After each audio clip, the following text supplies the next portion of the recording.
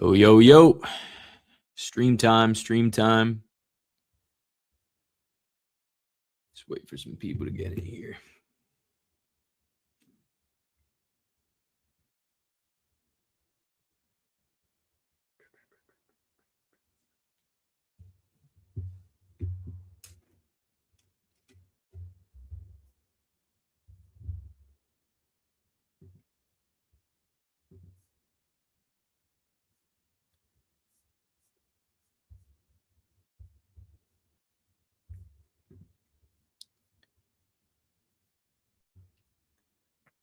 Oof. All right. UFC Freedom 250. First off, if you're wondering why I'm by myself, Chris is going to be coming in just a little bit. He just got off of work. So waiting on him to come in. But yeah, I'll start by saying UFC Freedom 250 was probably the greatest card that I've ever watched. Bar none. I mean, the fights were unbelievable. They're unbelievable on paper. But I also think the setup of the event as a whole. Hey, what's up, John? How you doing, man? Just chilling tonight. Gonna talk about the card and whatnot. Chris will be coming on in a second. I knew the fights would deliver. Every single fight, as I told you on the predictions, had something to offer. And every fight, barring... Well, actually, no. Every fight ended in a knockout. First time that's happened in a long time. Hey, 10-7. 10-7, what's up, my brother? How you doing, man? Yeah, this was a crazy event. First off, the live band. Live band, that was so sick. Super, super dope. Especially the live renditions of, like Sean O'Malley's walkout was even doper. Gaethje's walkout was sick. Topuria's walkout was sick. I mean, they nailed it on the walkout front. In terms of the presentation, the setup, the visuals, everything was cool, man. Like, I was just chilling on the couch. I was off an edible, and I was like, damn, this shit is crazy. So I thought the setup of it was really dope. And then we're going to talk about the fights one by one. We're going to work from the bottom to the top, but main event itself with Gaethje and Topuria, I think that is the fight of the year so far. I don't think I'm going to really run into any crazy arguments there. That is the best fight of the year. That is better than Hokit Blades. I think Van and Tyra is going to take that third spot for me. But holy cow, I was in awe watching that fight. I knew Gane was going to beat Pereira, but never predicted Gaethje to beat Ilya. Yo, I will admit too, I literally went on stream and said Gaethje had no chance to win. There was no outcome for him to win. And as you would have it, MMA just strikes in these crazy, crazy unorthodox ways. Gaethje found a way. He had the perfect game plan. He got it done, man. Justin Gaethje is an absolute warrior. I just have nothing but respect for him. I think that was the biggest upset of all time. And again, when we get to Gaethje and Ilya on our fight breakdown, I'll give a more technical side of things. But I think that is bigger than Strickland Izzy. I think it's bigger than Hamza and Strickland for sure. I think we literally just witnessed the biggest upset in the sport's history. I could have made decent money on this card if only I hadn't put all my money on Bilal last week. You know what's crazy? I was making money on every single fight up until Pereira and Topuria. As soon as I put money on those two, I lost. And unfortunately, all three of my parlays revolved around those two fights, which sucks. But it's the game we play. Yeah, 10-7. I'm going to be on for a while. Chris is going to come on pretty soon here. He's almost done with work. He's going to come on just through call as he's driving home. So yeah, I'll be on for a little bit. Probably for another, I'm shooting for like a couple hours if I can. Probably an hour and a half. So you can hang around, you can grab a snack, you can hop out, hop back in. We'll probably still be on it. I had a feeling Gaethje could get something done because we've been seeing crazy upsets like Hamza beating Strickland and Jan beating Merab. Nah, literally, I did not know how Gaethje would win this fight. And to be fair, I do think this is the worst version of Ilya we've seen in the UFC. I guess you could say the Jai Herbert fight, but as far as Topuria and his title run has gone, this is the worst we've seen from him. I think he was way less calculated. It did not look like the same Ilya. It looked like an Ilya that was feeding directly into what Gaethje wanted. And that was kind of my one concern with this fight, but it wasn't something that I was really worried about because Ilya does really well with preparation. I didn't think that would be a huge issue here, but so be it. Like before the White House card, Ilya hadn't shown very many weaknesses in his game. I guess maybe head kicks, but Gaethje hasn't head kicked anyone in a while. Yeah, that's exactly what I was worried about. I was worried about a fluke head kick. And Gaethje was really trying for it, but he really just worked off the jab and the uppercut. The two really one quintessential weapon, but the uppercut is a big Gaethje weapon, I'd say specifically. The jab is just an MMA weapon. So I thought Topuria would have been a little more calculated in this fight, a little more technical. It just felt like he wanted to brawl. And I do think that second round was big. I think the second round was the biggest round of the fight because after that round, the fact that Gaethje had survived all of that, it was kind of like, okay, from Ilya's standpoint, I don't want to say he lost confidence, but when you do all of that and you still don't put a guy away and you're known for putting guys away like that, I think it is a different sort of battle that you have to fight. And I think that was a big issue for Ilya here. But yeah, man, Gaethje's just a dog. He's just such a dog. I don't know how he won this fight. I was even chatting with my dad after the fight, and I was just like, what a storybook ending this was. To go out and get one of the biggest, probably the biggest upset of all time in front of your president for your country, in front of the White House. I mean, that is the absolute storybook ending. You cannot script anything better than that. And hey, maybe it was scripted. We're watching the UFC at the end of the day, but unreal. I was contemplating going live. I'll join the stream if you guys will have me. Yeah, I definitely would love to have you on. I'm just not very tech savvy. I'm on StreamYard right now. What do you stream on? If you're on StreamYard too and you shoot me, if you follow us on Instagram, I can DM you the link to our stream, and then you could probably join it through there. I think we can do it that way. But yeah, man, holy shit, what a card this was. I can't wait to break this all down. I'll be on here for a good bit, y'all. So just stay tight. Shoot me whatever questions y'all have. Make fun of me if y'all want, because hey, I look at our comments. I know some people are on us about titling it Topuria is going to embarrass Gaethje, but hey, it's what I thought would happen. It's what I thought would happen. I gotta live with that at the end of the day. My main event picks have just been oof. Very oof. But it's been the year of the dogs. It's been the year of the unks. Gaethje, I cannot believe that Hamza and Ilya lost their zeros to Justin Gaethje and Sean Strickland. I mean, that is... No one could have scripted that. No one could have predicted it, you know? It's just something we got to live with. But man, what a fight, what a card.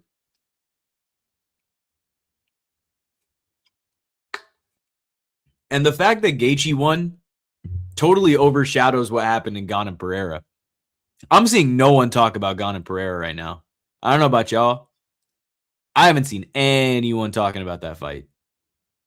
And I'm saying it's not right. Like, I think more people should be talking about Gane's performance. But, man, I should have put all the money I won from betting Gane on Gaethje. I wouldn't have lost much anyway. I always kind of live off the slogan of just bet what you think will happen. I was never betting Gaethje. You know, I'm going to keep it a buck. I was never betting Gaethje. Nor would I have advised you to do it.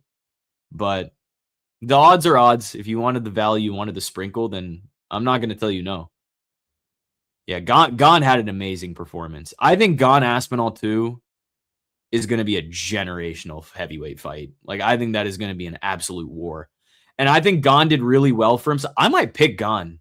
I think he might have switched my mind. I really do. I really think he switched my mind.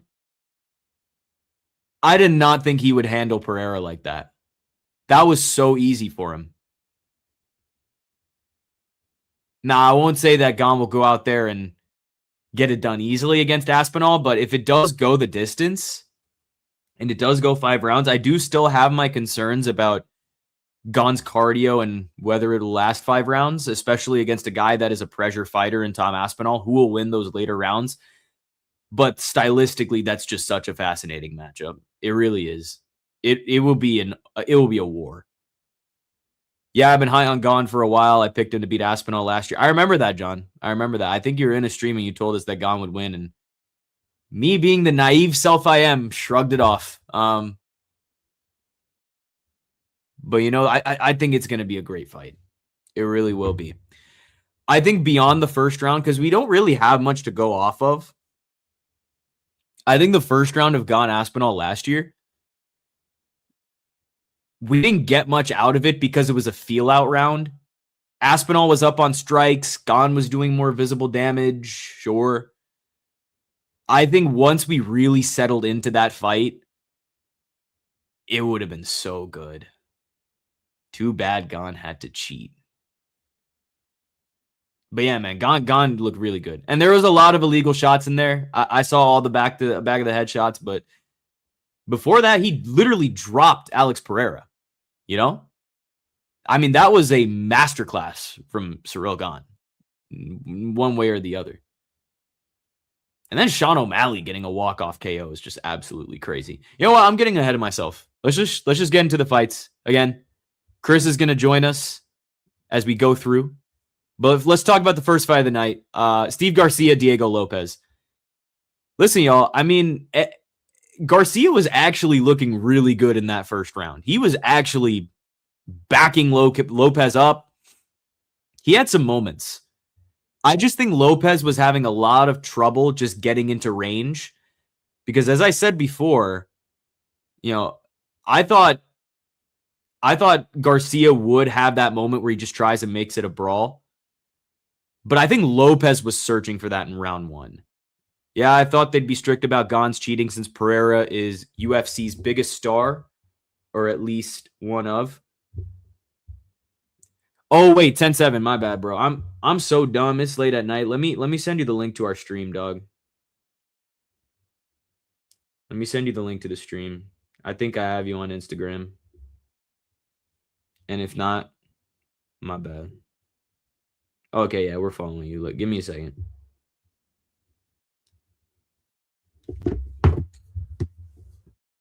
You gonna copy this?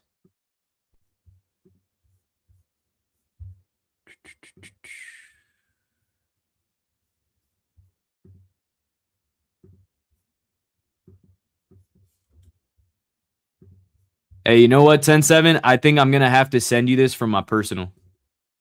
Because my Instagram's bugging. But I'm going to send you the stream from my personal account.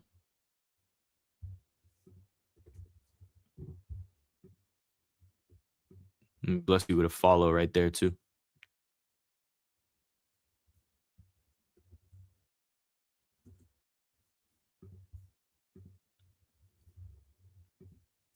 All right, 10-7. I just sent you the stream link. Hop on if you want. I picked Lopes, but Garcia made me nervous. Yeah, he made me nervous. I think I bet Lopes in the over 1.5. I got very nervous in that first round. I thought Lopes would have sold it. I've been a fan of Garcia for so long, though. Sucked to see him out cold like that. The White House card actually had a lot of my most favorite fighters. So even though it was a good card, it sucks seeing some guys on this card lose. I don't really care for Lewis or Chandler, but I like Garcia, Daukaus, and Ilya. Yeah, man. That's why they made sure that they put all the fan favorites on this card. I think that was the whole point. They really wanted to sell this one. And I think that's the difference between this and the Sphere.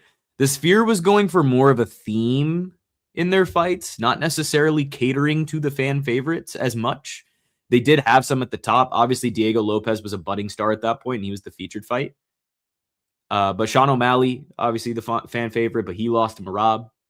But when you look at Ilya Gaethje, Pereira Gane, like Sean O'Malley, Josh Hokit and Derek Lewis, Garcia, Lopes, Bo Nickal, like they're guys that, I mean, the fan base ain't really too hot on Bo Nickal, but there are guys that people cared for. I think that was the biggest thing. But yeah, Lopes was just having trouble finding his range in that first round. But then I think as soon as the second round hit, something flipped, bro. Like, Diego just happened to find the kill shot. He got into a brawl. He had a big left hook. Obviously, the flash knockdown, left, right, ground and pound. Lights out, man. Steve Garcia was just flat on his back, getting absolutely pulverized. And honestly, like, this is exactly as I called it. If you go watch our predictions, yes, we got the main and co-main wrong. I'm sorry. Every other fight under that, we were money. We were actually money. Again, there was always going to be a point in this fight where Garcia, not necessarily an ego thing, but he would just want to make it a brawl. And in those moments, if you sit in the pocket and you trade with Diego Lopes, you're cooked. You're cooked. And that's exactly what he did. Hey, here we go. 10-7's in the building. Yo, what up, baby? What's up, my brother? How we doing, bro? Well? Yeah, we got you. We got you. For sure. Welcome to the stream. Look, I was bored. I was going to go on live, and then I got the alert that you guys were on. I was like, let's see what they're talking about. Bro, I'm fucking geeked. Like, I'm excited to talk about these fights. You know what I mean? Let's go, man. Yeah, me too. We're going to get Chris on here soon. I think he's driving home from work, and it's like a 2-hour drive for him, so he's going to be chilling. He'll be talking fights with us too, man. But what'd you think of the card as a whole, bro? Oh, dude, it was badass, man. Like, it lived up to what I think they, like, not originally what they intended it to be, right? Like, of course, we got fed all that bullshit about it being 7 title fights and all this. I think for, like, the limited resources they had, bro, like, 7 fights, it couldn't get much better, right? 7 finishes, some crazy upsets. Like, it was awesome. It was awesome, honestly. Like, forget what side of the political aisle you're on. Let's throw that away. Like, I think at the end of the day, if you like fights, they were great fights. I think the spectacle aspect of it was amazing. Like, I love shit like that. And my bad if I'm swearing too much. Can we swear on here? Yeah, you can swear, bro. You're good. Okay, yeah. I love, like, the spectacle aspect of these fights. I love the Sphere. I like the White House. Like, give me more. Give me more of that. No, I agree. Yeah, John. Chris drives 2 hours to and from work. It's brutal, bro. Shout out John Dong, by the way. John Dong's everywhere. Yeah, he's a real one. He's a real one. John Dong and Tyler Fish are the OGs of our chat. But yeah, I totally agree. I will say, you know, I'm not going to get into the politics of it all because, hey, as Dana said, it's not a political event, but it totally is. But I'm not going to look at it from a political lens for y'all. I'll reserve those thoughts just from a pure MMA standpoint. The fights are as good as it could get. The setup was great. You know, they did everything right on an execution level. And obviously there was the scare logistics wise with the weather and whatnot. And that was kind of one of my big concerns when they first announced this card, because you're going to DC in June and like it's kind of cooked in that time. Yeah. But, you know, it ended up going on as scheduled, you know, a 30-minute delay. Everything was great. I think it all ended up going perfect for them because even Dana mentioned after the fight that the storm literally went around the White House. Yeah. Like, I don't know how that happened, but hey. They got a weather machine, right? Yeah, I don't know. They managed to fuck with the cumulonimbus, something like that. But yeah, the outdoor vibe was great. Dana's never doing a stadium show again, though. That's never happening. You know what's funny? And I don't know if you guys, you know, like if you're going to get into this or if you plan on getting into this. What I thought was funny is a lot of my, like, obviously I have a ton of non-MMA friends, right? It's a very niche thing that we talk about, that we cover, that we love here. I think it's wild that, like, the sport is in the national spotlight, first and foremost. And then secondly, just the blowback, the shitstorm that's fallen on Josh Hokit. I have a bunch of people hitting me up, friends that are like, what is up with this fucking asshole? I'm like, dude, we don't like him here either. Like, you know, like, I don't know what to tell you. He's not loved here. He's not loved there. Like, everyone hates this guy. We were hoping to see him knocked out, but it was never going to happen. Yeah, the fan in me really wanted to see Derek Lewis do it, but yeah. I do think Hokit is doing what he needs to do. Like, this is exactly what he has to do. Dude, you know, 100%. he's getting old. He knows he doesn't have that many fights left. He's got to make as much money as possible. And this has helped him. You know, this has all helped him. He's probably going to get a giant opportunity next. And we'll talk about it a little bit when we get to Hokit and Lewis, but yeah, he set himself up perfectly. You know, did you watch wrestling growing up? Yeah, like yeah. Pro wrestling. He's got that, right? He literally evokes that old kind of attitude era sort of. He's got that heel persona, right? And then, like, People are like, he's drawing heat. Some people are saying it's bad heat. I think the Michelle Obama line, again, whatever your political stance is like distasteful. You know, for what it's worth, this is a first lady of the United States that resided and, you know, lived in this home for 8 years. Like, that's crazy. Yeah. Dude. Like, where does this guy get off doing shit like that? Well, here's the thing. I think he said it to the right group of people. Yeah, but they didn't even react well to it, man. They didn't. I don't think, because, you know, if you say anything political on that stage, people are going to feel away. Because Yeah. I think people were there kind of not to go for the politics. They were kind of just there to enjoy the fights. So as soon as you bring that back in, it's kind of like, But I don't think, you know, people will be mad about it and whatnot. But again, it's eyeballs. It's eyeballs at the end of the day. That's all he needs. With it. But anyways, yeah, back to Diego Lopes and Steve Garcia. You know, Diego's back. He's back. Just I think the experience he's had in these fights already and his craftiness. I guess we can call Diego a vet by this point. He is kind of reaching that sort of status. I mean, that photo of him on top of the cage by the White House, I got to see if I can pull that up. Hell yeah. That was just such a sick shot. Yeah. But yeah, man, I don't know what he's going to do next, because I do want to see him at lightweight. I do want to see him against Charles Oliveira for that BMF belt. But if he does stay at featherweight, you know, I'm thinking like an Aljamain Sterling, because I don't know if they're ever going to set up this Yair Rodriguez fight. Yeah, like Aljo, I don't know. Yair's the fight that, like, you know, the fight fans want at 45. I mean, there's options, right? If he wants to go up to 55, which is obviously what he's saying. I just saw it on Instagram, like right before hopping on here. Someone made a post where he's like, you know, he's saying he's going to 55. He never wants to make 45 again. I don't mind a Lerone Murphy fight. You know what I mean? That'd be good too. How long? I love Alexander Volkanovski, man. Like, I love Volk. I think if you're a fight fan, you have to love Volk. How long can this keep going for, though, right? Like, eventually he's going to lose that belt. If it's not Movsar, it's going to be the next guy. If it's not the next guy, like, he's not holding it for 2 more years. So if Diego, you know, kind of like holds his place here, and I know that's shitty, that a guy that's dominated the whole division has to do that, but it's sort of the Max Holloway effect at 45, right? Like when Max was doing it with Volk, it's like you're kind of stuck, man. So if Volk loses that title, and we assume, I think, as a collective, that that's going to happen soon, maybe hold, because I don't know if I love 55 for him. I think Charles beats his ass. I don't think he matches up very well against guys like Max. Gaethje looked pretty good. You know what I mean? I've been very down on Justin Gaethje this whole year, and he's proven me wrong twice. But, like, I don't know, man. Diego Lopes, like, I just don't know if that power translates to 55. Those guys hit so much harder at 55. They're better grapplers in general at the top of 55. So I don't know that I love it for him. Again, as a Volk fan, would hate to see Volk lose, but I love Diego Lopes. He's earned so much respect, man. He deserves another crack at the title at some point. For sure. I do wonder about how he would put on the weight.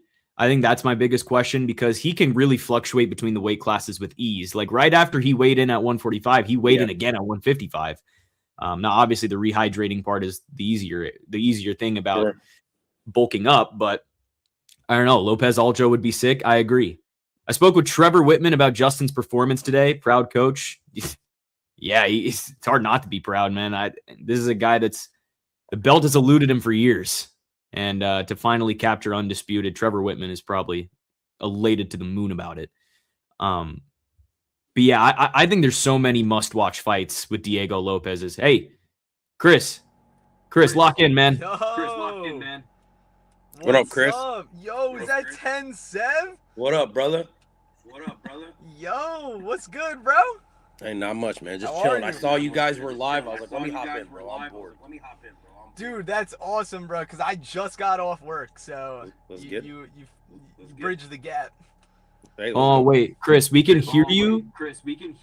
Oh, am I in the echoing? background? Yeah, it's an echo. Yes. Q still here? Hello? Yeah, we can still hear you. Talk. No, can you hear yourself? Slightly. Oh yeah, all right. I don't think it's not that bad. Let's see. Nah, I'll just disconnect the. I was on my CarPlay, so I'll just disconnect it. It shouldn't echo. Yeah, it should be no echo. But yeah, man, what a card. What a card. That's as good as you're going to get, if I'm being completely honest. Um, Bam Bam, what'd you think about the card? It was dope, man. Do you think I mean, it's lived up to or even surpassed the hype that was brought with it?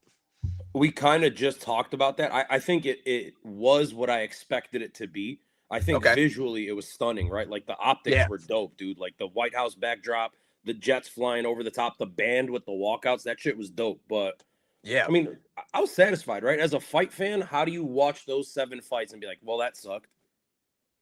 Right. Yeah, 100%. I mean, like 7, it's not even finishes, 7 knockouts. I mean, that's just absolutely phenomenal. I also talking about the visuals. That picture of Diego Lopez standing on top of the we cage. were just talking about Yeah, I mean, dude, that actually might be the most aura-filled picture of all time in any sport. Nah.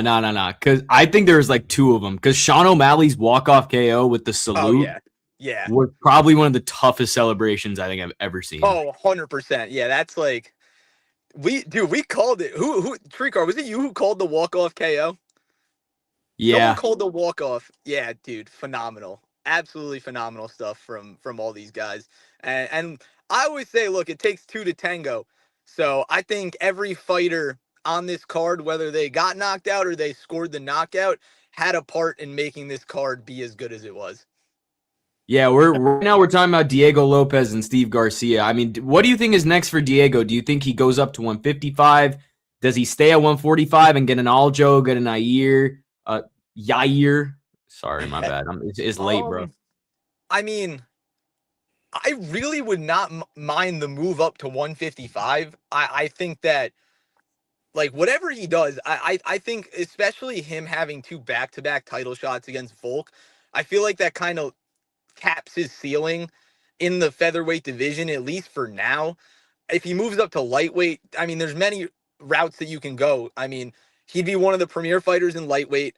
Now, obviously, Ilya is going to have a bounce back fight. Like, dude, what if he fought Ilya? Like, that would also be a phenomenal fight. I don't think it would particularly happen just because I think Ilya might get a rematch, or, now Patty's barking up that tree. So maybe they'll want to set up that. But Diego Lopez, he really just opened the door for himself. I think whatever route he takes would be a good route. That fight with Yair, they had a lot of beef in that press conference. Make that happen, but it seems like Yair's a duck and he doesn't want to fight anyone. Like, where has he been? I have not heard a single thing about Yair Rodriguez on social media. UFC is not talking about him. They're not booking him. So I don't know. I'd love to see that fight though. I really would. Looks like Yair was talking shit about Ilya. Yep. Of course he was. Because he loves to talk smack and then he never wants to do anything about it. That's kind of always been the guy. That's kind of the guy he's always been. He just likes to talk crap from afar, and then as soon as it gets time to throw down, he just backs away. So I still have trouble believing that he thinks a win over Pitbull will grant him a title shot. I do too. And it wasn't even, he looked good in that fight. Don't get me wrong. I think it was more of a lights too bright for Pitbull in his debut. He was very lackluster. Didn't really, push the issue like he usually does, and we've seen him do in Bellator. Granted, Pitbull comes in the UFC at 38 years old. He's far past his prime. But yeah, I don't know what's going through Yair's head if he really thought that was going to get him a title fight, if I'm being completely honest. All right, I'm turning the camera off and I'm driving, but I'll be here. All right, bet. Right. Yeah, I think for Lopez, I'd probably matchmake just that Aljo fight. It'll be a must-watch one. And if Diego wins that one, you really just can't deny him another title shot. What if as Aljo you said, wins it? Oh, if Aljo wins, that's a title shot for him too. I think it's a pretty clear-cut title eliminator either way. Okay. But I do agree with you. I feel like Diego really is just the new Max. It's kind of just like the ever-evolving cycle of featherweight and who has to just wait in line for Volk. Shout out Volk. Just for having that be a thing is crazy. Yeah, and we can get into Volk all we want, and he's just one of the GOATs. Like, he really is. He is. But yeah, maybe he jumps up for that BMF belt. But I think we do have to see Diego and Aljo. Like, that'd be a great fight. And for Steve Garcia, I think he gave a great account of himself. I would kind of keep him in a ranked fight next, probably like a Yusuf Zalal. I think would make sense. Something around that range. But Garcia really shouldn't be fighting too far back. He showed he can hang at this top level. You know what I think would be sick? And I'm sorry to cut you off. And no, you're good. You're good. Like way the fuck out there and not really realistic.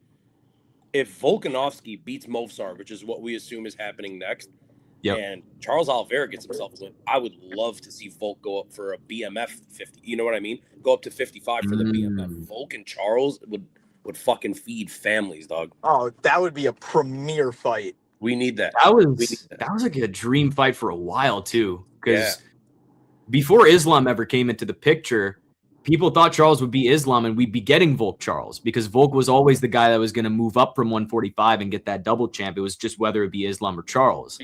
So the history is there. Who would win, Vallejos or Garcia? Vallejos. That's what low key. I was just looking at that. I love that fight. Oh my god, that'd be a banger. I'd take Vallejos. That's a sick UFC Apex Fight Night main event. You feel me? Yeah, that 100%. Has to be a 5-rounder. Yep. I think it has to be a 5-rounder, especially in the small octagon. Both guys who just love to stand and hold the center. Like Vallejos, I mean, minus the chin, because we really haven't seen that tested from him. Actually, we kind of have in that that Danny Silva fight where he ate a lot of big shots. Vallejos like kind of reminds me a little bit of Diego. I was about to say it's almost like a budget Ilya versus Lopes. Yeah, I agree. I mean, we've said it on the War Room before.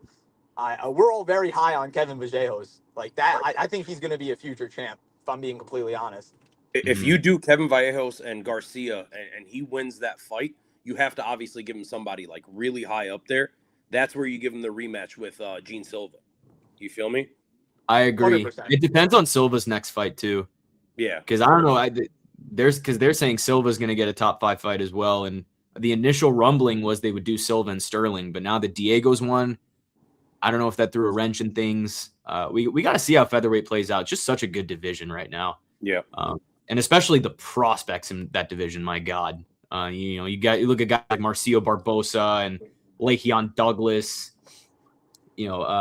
Jose Delano is obviously on the rise too. Like, this featherweight is going to be the new welterweight, and welterweight was the new lightweight. So yeah, that's going to be that next premier division. But Bo Nickal and Kyle Daukaus, man.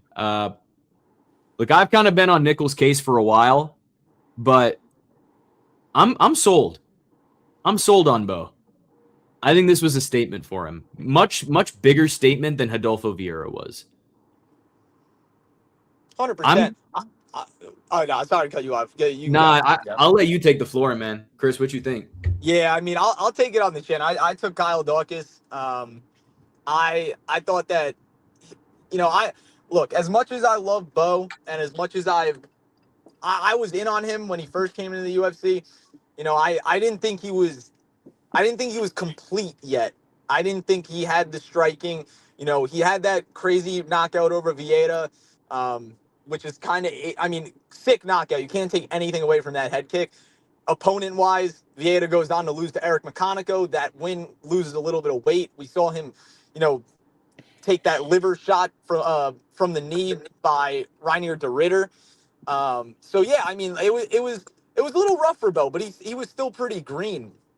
Daukaus on a crazy run. For that 4-fight win streak in Cage Fury, comes back, has a crazy knockout over Michel Pereira. The GM3 win, which, we'll disregard that because it's GM3, no shade to GM3. But yeah, I thought Daukaus was the hot hand. I thought that he was going to be able to mix it up on the feet. And then Bo Nickal, man, that takedown was phenomenal. It was perfect execution. He waited for Daukaus to throw that wild overhand like he does, and he capitalized. And I think Daukaus really sold himself in that moment. He did, because that was the one thing that he couldn't do. If he threw straights and if he just threw straights and hooks, I think he would have been okay and it would have been on the feet for much longer. But he put himself in a bad position. Bo capitalized. That was literally everything I needed to see from Bo Nickal. That was everything I wanted and needed to be like, Bo Nickal is a complete fighter, and he could really be a player in this middleweight division. Bam Bam. What are your thoughts, man? I mean, I agree with most of that. I will say this. When you have an athlete the caliber of Bo Nickal, right? Like, he's different than a lot of these guys, man. I know they all wrestle and they all came from jiu-jitsu and they all have black belts and all this shit, and that's great and all. Bo Nickal is a multiple-time All-American wrestler. Like, that is a different type of athlete. And like Chris was alluding to, like, this is a guy that's been doing this for such a long time. Like, he's going to get better, man. He's going to get better exponentially faster than the rest of these guys, right? He's still young. This is a guy that we saw in George Masvidal's league, right? That was his first fight. I think he was on Bare Knuckle or Game Bread or whatever it was called at that time. Game Bread. Game Bread. And he was on there. He was knocking people out. We saw him on the Contender Series. Like, there was obvious holes in his game. Those were definitely shown to the people that didn't see them when he did fight RDR. I was there, by the way. That shit was crazy at UFC Iowa. This guy gets fraud checked. It's nice to see him rise up from that. And you know, I expected him to be better. I was impressed by the striking, but I will say this. I've never been overly impressed with Kyle Daukaus. I think this return to the UFC has been kind of fraudulent, to be honest with you. With Pereira, there was rumors that he was hurt and there was problems going on. And then, like you said, GM3's GM3, man. Like, if you're not finishing Gerald Meerschaert, I think there's a problem. So Jacob Malkoon. Yeah. Sorry. that was a tough watch. So yeah. Bo Nickal did what I expected him to do. I think the head kick knockout, again, last time out, didn't really show us much. That's not a striker, dude, and he just threw a massive shot. We know he has power because he's explosive as hell. So I still want to see more from Bo Nickal before I'm, like, back on the hype train. This was a guy, if you remember, like 2 years ago, was saying he would ragdoll Hamzat. Like, let's, you know, we need to take a massive step back before we can start moving forward on Bo Nickal. John said, man, I was so excited for Daukaus versus Nickal, and is the least competitive fight on the card. Nah, I'd argue the next fight we're going to talk about is. I was super biased. How'd you guys do on picks, by the way? I went 5-2. The only picks I missed on were Topuria Pereira. Okay. Chris? I went 4-3 because I did take a stab on Daukaus. I thought that value was good enough to take, but man, was I wrong, and I'll admit when I'm wrong, and I was really freaking wrong. No, I was on the fence on Daukaus too. It's a tough fight. Look, Kyle Daukaus just fell back down to earth. I think that's the best way to put it. He fell back down to earth and fought like old Kyle Daukaus. John said, I was super biased. I've known about Daukaus since 2020, so I wanted him to win so bad. Did Daukaus land any strikes? He landed 26. Supposedly. Yeah, he landed a bunch of short shots from the bottom. Like, there were a few elbows that he had when Bo was in control. Also, I mean, that Bo Nickal ground and pound, those elbows were nasty, man. He is such a he's a fire blanket on top. He really is. I mean, and that just comes from the wrestling background. I mean, this dude is arguably one of the best, if not, you can make the argument for the best collegiate wrestler of all time. Like, you know what's crazy? And I feel like this was the first fight where we really saw him use his wrestling. It's mainly been like point fights and just keeping it on the feet up until now. Right. This is where we really saw it just get unleashed. And I think that's a reason why I kind of lean towards Daukaus, because I told myself, I'm like, look, as good of a wrestler as Bo Nickal is, and he's phenomenal. You know, we haven't seen him MMA wrestle yet. We haven't seen him shoot that blast double or get that crazy mat return like he did in this fight. And I think it was just a reminder to everyone, like, yo, he has it in the bag. It's there and it's never leaving, and he's going to utilize it. And if he utilizes it going forward, you know, that hype train is back on and there are no breaks. Like, he's really going to be like that if he's able to utilize that type of wrestling in MMA. Yeah, if I remember correctly, if I remember correctly, the only time we've seen him really wrestle, like kind of lean on it, was UFC 300, right? Against Cody Brundage. Yeah, that's what I was going to say. Like, Brundage was the only fight where I remember him actually just going for the kill on the ground. Right. And shout out Cody Brundage, friend of the channel. That's my guy, bro. I actually interviewed him. I love Cody Brundage. Interviewed him for UFC 300, which was dope. But that's awesome. Cody Brundage is a badass wrestler, collegiate wrestler as well. Yeah. I figured, and this might sound stupid, but it was like that was such a massive moment for Bo Nickal, UFC 300, right? The main card. He used the wrestling. I was like, White House, he's gonna use the wrestling. He's not gonna put himself in a position to go out there and get clipped and embarrassed in front of way more people this time, in front of the president who he considers his friend. Like, he wasn't gonna do that shit. I was shocked they stood him up. Oh, that was I was gonna say that was a bad stand-up I've ever seen. How do you land two massive elbows that clearly hurt Daukaus, and 10 seconds later you're stood up? You know, I was pretty disappointed with Jason Herzog in that moment, if I'm being honest. And Herzog is a grappler too, so I would think that he knows when damage is being laid down on the ground. But I think it was a quick leash. They didn't have the DC commission; it was the boxing commission. So they kind of got to like play with the rules a little bit, and I think they were like, short leash. We need to make these as entertaining as possible. Which is pretty crazy because there really wasn't much wrestling in any of these fights, so you may be onto something there. Yeah.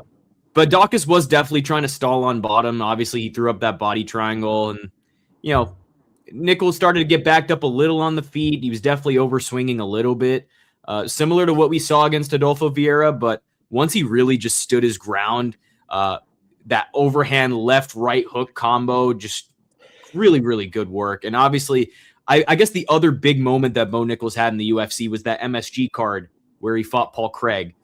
Definitely not on the scale of a White House, or a UFC 300 main card. But in that fight, he decided to just point fight. He could have wrestled Paul Craig all day. But obviously, Paul Craig is more of a threat off his back. But Bo Nickal definitely showing. Sorry again, man. Like UFC good. 293 International Fight Week, Volkan Yair, right? He fought Val Woodburn, who was on like short notice.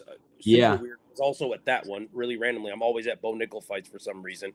Was also going to interview a friend of the channel, Trayshawn Gore, who was supposed to fight Bo Nickal. Believe it or not, he pulled out. This guy takes it Val Woodburn, and then he stood there and traded with Val Woodburn and knocked his ass out in like 8 seconds, or what? It wasn't 8 seconds, but like 20 seconds.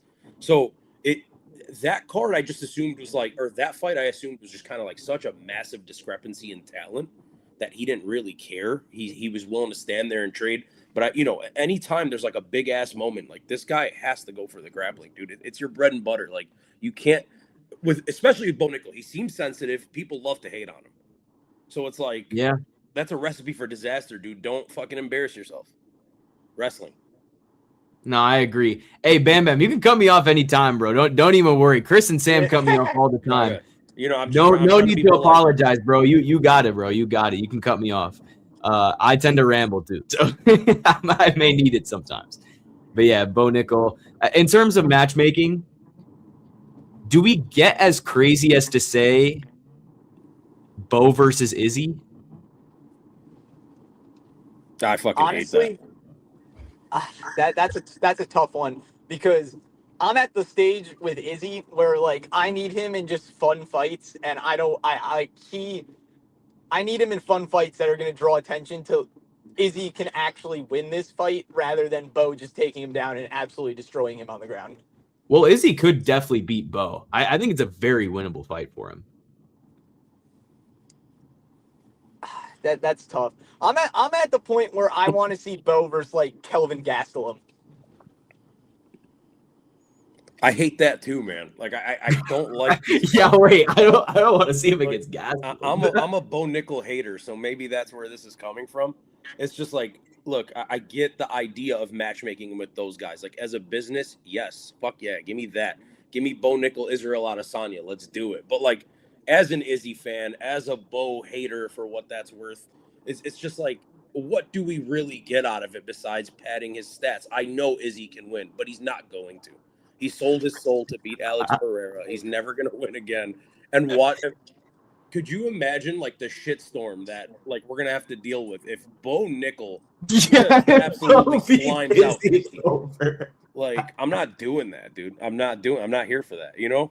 Like, I don't know who you give him. It's tough. Somebody outside the rankings, like just outside the rankings, but I guess it has to be winnable. Kelvin Gastelum, maybe not a bad shout. Maybe not a bad shout. Oh God, the Honestly, Twitter discourse would be nasty if Bo submits Izzy. Oh yeah, it'd be terrible. I mean, I don't know. Personally, I'm a big fan of that Gastelum fight. You could give him someone like a Roman Dolidze. That's fine. Another Yeah, I think grappler. that's good. Yeah. And then again, that can be. I know this guy doesn't want to do fight night main events. That could be a fight night main event. That can lead off a pay per view, I guess. You know. Yeah, I don't know if I'd want to see Bo and Roman in a 5-rounder necessarily, but yeah, I think on a pay-per-view main card it could be fine. Yeah. Or at least justifiable. But until when, right? Like at some point you got to put like, just from that perspective, he's got to get up there at some point. You do, but I feel like you need a bigger name to do that. I feel like Roman Dolidze is just not big enough of a name. Do you think Bo Nickal too big for the UFC Apex for like an Apex main event? I think so. I think his name has a draw. How about is he big enough for a fight night in public? As a main event? Yeah. I think as a co-main. I'll give him a co-main. Yeah. I don't know if he's reached main event status for an arena fight night. Yeah. And to be honest, like he could definitely do Apex. I just don't think it's in his best interest to do that. Sure. I get it. Because like business-wise, I don't know if that's what he's gonna want. But Kyle Daukaus, if we want to matchmake him too. When Chris said Kelvin Gastelum, I thought of Vicente Luque for some reason. It's probably because Luque just beat Gastelum. Luque's fighting friend of the channel, Trayshawn Gore. Exactly. Oh, they're fighting each other. I was just going to say that. When you said he was a friend of the channel, I'm like, dude, I'm actually really looking forward to that fight. I think that's going to be a banger. Dude, I'm supposed to be in Arizona like mid-July for International Fight Week. I'm supposed to be in AZ, which kind of sucks. And Trayshawn Gore just moved out there and got a house. So, like, we're supposed to link up, but I'm still, like, 50-50 on if I'm going. But if I do, that'll be fire. Check out the gym. That's awesome. Let's do Kyle Daukaus, Abus Magomedov. I think off a loss. Abus is fighting Nickal Lejechuk. Oh yeah, you're right. You're right. But if Abus loses that fight, I think they would do that. They would do Luque and Abus. Or sorry, Daukaus and Abus. How about Shabazian? Like, I don't know, man. Ooh, do we want him to win or do we want him to lose? That Shabazian fight against Brendan Allen really raised his stock for me. Because even though Brendan Allen looked phenomenal, like Brendan Allen looked the best he's ever looked in his career, I think Shabazian's punching higher than Kyle Daukaus. Than Daukaus? You think he gets what, like a guy again just outside the rankings kind of thing? Oh, this is a great shout. This is a great shout from John Dong. Jun Young Park and Daukaus. Yes, I like that. That screams Apex. One. I'm down. Yeah, that's Apex main card to a D. Iron Turtle is a dog too, man. Like I think Daukaus is gonna be in a rough time for that. Stylistically, that fight sounds fun. Yeah. Like I'm down. Like I never even came close to considering that. I'm down. Yeah, because I also don't think Jun Young Park has a fight booked right now. So if the timelines do match up, I think that would work out. I literally never know with him. It's just like, he's fighting next week. I guess I got to go back and refresh myself. Yeah, shout out to the Iron Turtle, man. Durable as hell. And I think that would be a good matchup with him and Daukaus, just to see where he's at.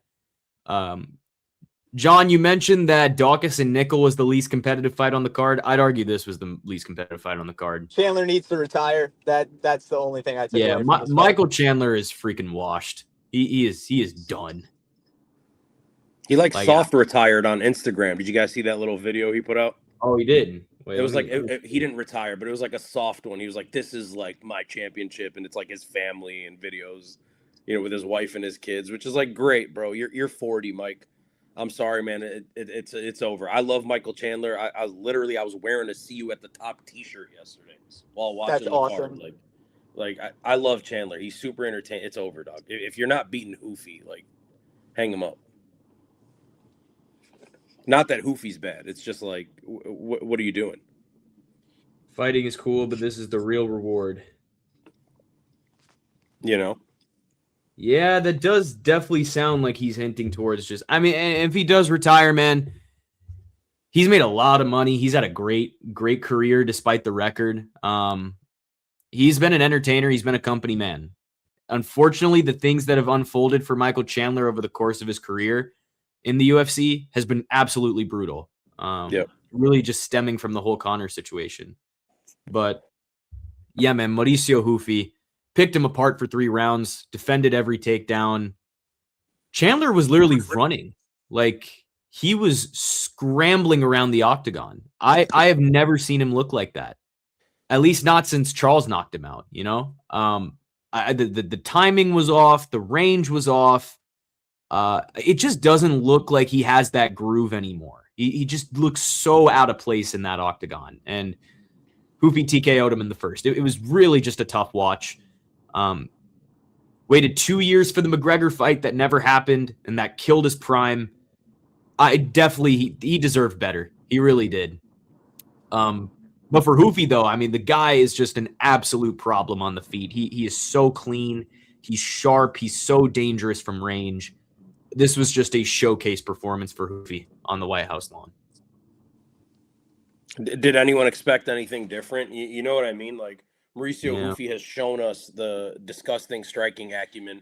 The question marks around him have been the grappling. It's the wrestling, right? We saw BSD and what he was able to do to him. Some people were thinking Michael Chandler has that in his back pocket and that he would try that. He tried that, which was shocking to me because we've yet to see Michael Chandler attempt to wrestle in the UFC. So seeing that he's trying those shots and that he wasn't even getting close, it was like, this is ending really goddamn quick. He's not able to get to this guy. He's not as fast anymore, right? Like, you're tiny for the division. You guys basketball fans? Yes. Okay, so think about like a Nate Robinson, right? Or like a whatever, like a short guard. It's like, you're here. You're so special to be in the NBA at that height. And I'm not saying Michael Chandler's like that short. He's shorter than those guys. But in comparison, like, once you lose that one half a step of quickness for a guy like that, or Earl Boykins or somebody like that, you're toast, dog. Like, you no longer have the one thing that allowed you to be competitive with these bigger guys. And we see from Mauricio Ruffy, he's too fast for Chandler. He's too tall for Chandler. Maybe 6 years ago, Michael Chandler could get in on a Mauricio Ruffy. It was clear that he couldn't. Yeah, so I'm pretty sure it was, but that was a full-sized octagon last night, right? I wanted to ask you that, man. It felt small. It did. It felt like an Apex octagon. It did, bro, because especially in this fight, and I think it happened to Zahabi a few times too. When Chandler was running away and getting backed up against the fence, there were multiple times where he stepped back and tripped on the octagon and kept looking back like he didn't know where the octagon ended. Like, he didn't know where the cage was. It did feel small. And honestly, I mean, I understand making it small because smaller octagon, less room to move. You want the finish. You want the knockout. But when I watched Chandler do that, and it didn't happen in the first 2 fights. I mean, I saw the Diego Lopes fight, and but I didn't really see it unless I wasn't paying attention. Chandler was the first time where I was like, dude, he really has no idea where the cage is. Like, he threw a Superman punch, like, off the cage. He threw a Superman punch off the cage. Yeah, I mean, it was really interesting. Yeah, it definitely felt like an Apex octagon. I never brought it up last night, but I was kind of just thinking of that in the back of my mind. Same. Yeah. Again, Ruffy's just such a problem. He's a problem, man. His striking is A1. I mean, for me, 2 best strikers in the UFC. We were talking about Ilya, and I still think he has the pinnacle of best striking overall.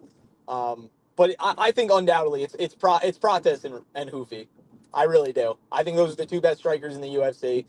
Because when you watch them, it's not that they just have the power and they're sharp and quick. Like, it just looks like a clinic every time.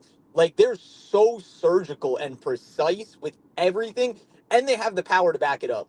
Like, it's really special. It's just like watching, you know, and even one of my friends who texts me who doesn't watch UFC that often, you know, he tuned in for the White House card. He's like, it's like, dude, this guy Hoofy is actually insane. It's just like when you watch a sport and you can just point that one guy out on the field or the court and you're like he's different. Like I just know he's different. Mhm. That's how it feels like watching Mauricio Hoofy. It really is. He's A1. He really is. Or 1A. Shout out Jalen Brunson and the Knicks. Sorry, I had to get that in. You know, he's from a high school like 15 minutes from my house, dude. So good, you know, congrats to you guys. He was in a Jalen Brunson? conference and That's everything. awesome. I got to see him play in high school, dude. He eliminated my high school. So like my little cousin was a senior, and this guy eliminated him in the state playoffs their senior year. Dude. That's phenomenal. Damn. Streetcar's a Warriors fan. I'm a diehard Knicks fan, and I shed a few tears on Saturday night. There we go. Yeah, I was telling Chris that's how it felt when the Warriors won in 2015. It's just that was the most elated I've felt my whole life. It's just so nice. But yeah, Hoofy is an A1 caliber fighter, man. That he does it different. He's gonna clinch the title at some point. It's just You know what's when. how about this, right? We're probably going to talk about matchmaking. Yeah. Mauricio Hoofy to me is the most difficult person on this card to do that with, right? You look at the rankings above him, like he's going to go up 1 or 2 spots. He's going to probably jump Moicano, Hooker, maybe Gamrot. So and that's where I think he belongs, is like right behind Patty in the rankings at this point. But then everyone ahead of him's booked, right? Patty's booked, Benoit Saint Denis, like they're fighting each other. I guess Charles isn't. I really hate that Max and Connor's happening for Hoofy, because Max versus Hoofy would be sick, dude. That would be unbelievable, dog. That's like, imagine that. I don't know who you book him against. He's not getting Gaethje. Obviously, Topuria needs time off. Max is booked with Connor. I don't think they give him Charles Oliveira, and then BSD and Patty are hooked. Like, what do you do? Give him Gamrot? You guys are gonna hate this. Do you give him Armon? No, they're not gonna do it, dude. Like, you guys are gonna hate this. Okay. Hoofy versus Salkild. Oh, why would Hoofy do that though? Like because if everyone above him is booked, I don't know if he has a choice. but do they really want to derail a hype train on either side though? I don't know if it's necessarily a guarantee that either hype train gets derailed. Here's how I see it. I'm looking at the UFC rankings. They're going to update tomorrow, probably, right? They normally update on Tuesdays. Who knows, a fight being on Sunday instead of Saturday. Hoofy is tied in 9th with Moicano. Okay, he's going to go up. He's going to pass Moicano. At least Moicano will slot down to 10. Dan Hooker's ahead of him. Like, Mateus Gamrot, the rest of the guys that I mentioned. Quillian Salkild is 12th, and Fiziev is 11th, who Hoofy just beat. And Fiziev is fighting soon, too. So why would he fight a guy beneath a guy that he beat when he's on a win streak? And, like, you know what I mean? It's so tough matchmaking him, dude.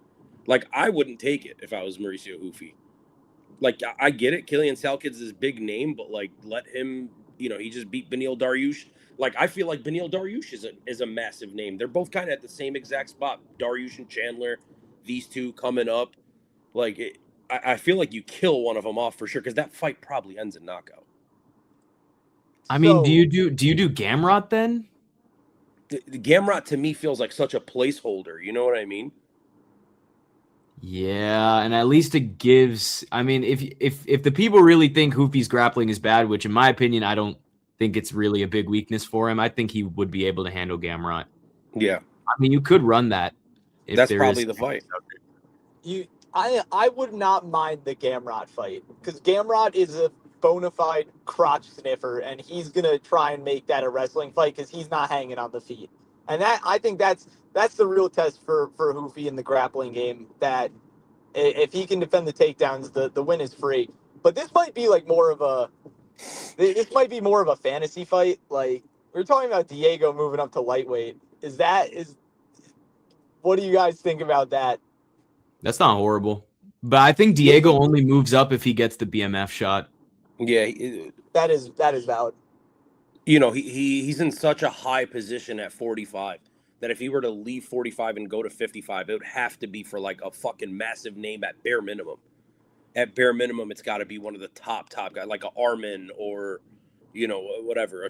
Like Charles is the BMF or a Max off of the Connor fight or something like that. Like in my mind, it would have to be Charles if he's moving up. I mean, look, that's the fight if he's moving up, right? Yeah. More than likely, he's in a weird spot, dude. A lot of these guys are in super weird spots. Michael Chandler, matchmaking is the couch, my boy. Yeah, I agree. I would say Hoofy and Hooker, but I think Hooker's just the sacrificial lamb in this case. Yeah. So, yeah, I think Gamrot gives you at least the best balance of competitiveness. You could do Hoofy and Hooker. They are going to Australia again. You could do that, right? He's training on us. He's training with Volk. Why not?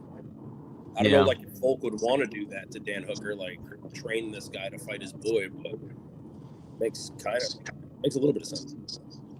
Because, they're both city kickboxing, technically. But, yeah, Hoofy's a really tough guy to matchmake. Yeah. But at least Michael Chandler's easy. He's done. I mean, if there's any fight left out there for Michael Chandler, like, put him against, like, a Drew Dober. Manuel Torres. Dude, I'm not going to lie. Dober would spark him. I don't know. But they're never going to give us something that nice. Like, they wouldn't do that. They're not going to give you Michael Chandler, Bobby Green. They're going to give you Michael Chandler, Manuel Torres. You know what I mean? They're going to, like, Ludovic Klein. They're going to give you someone that they know is going to knock his ass out. I do like the idea of a Klein and Chandler fight. Yeah, but he's got a fight coming up in Serbia. Mm-hmm. But yeah, man. Hoofy gets it done very, very easy. Let's get to Josh Hokit and Derek Lewis, man. Derek Lewis is done. This is not. It's not prime Black Beast. He was swinging wild, and Hokit was just 10 notches faster. Like in real time, it was really crazy to watch just how much faster Hokit was. He was literally a step ahead the whole time. Lewis definitely showed more heart than he did against Waldo. I'll give him that. Like, he actually tried to survive this time. But again, man, Hokit was just way too sharp. The precision shots he was landing, he dropped him, finished with ground and pound, and now he's 10-0. He's serious business in this heavyweight division now.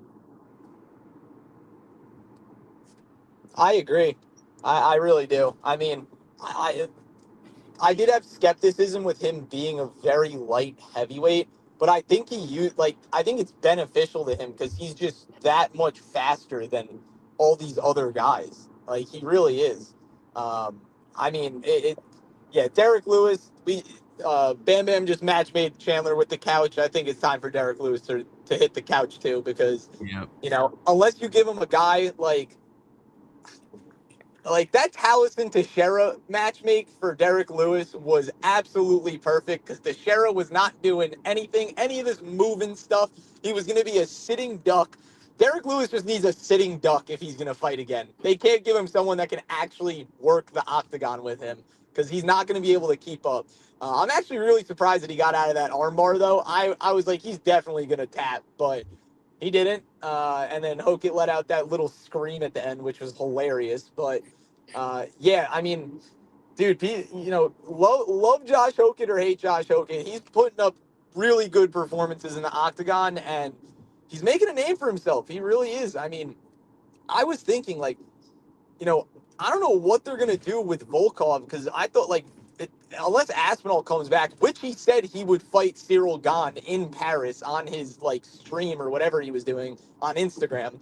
Volkov's obviously not getting that title shot.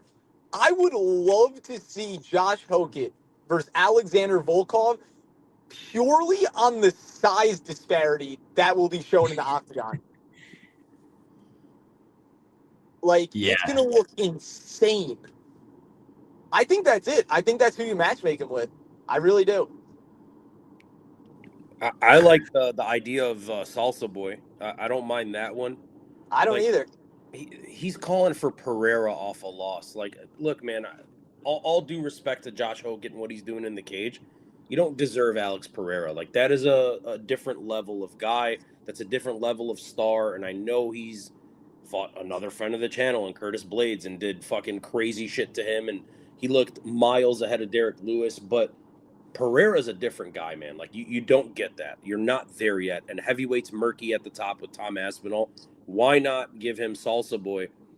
They're similar enough. They're both like athletic, bigger, young guys.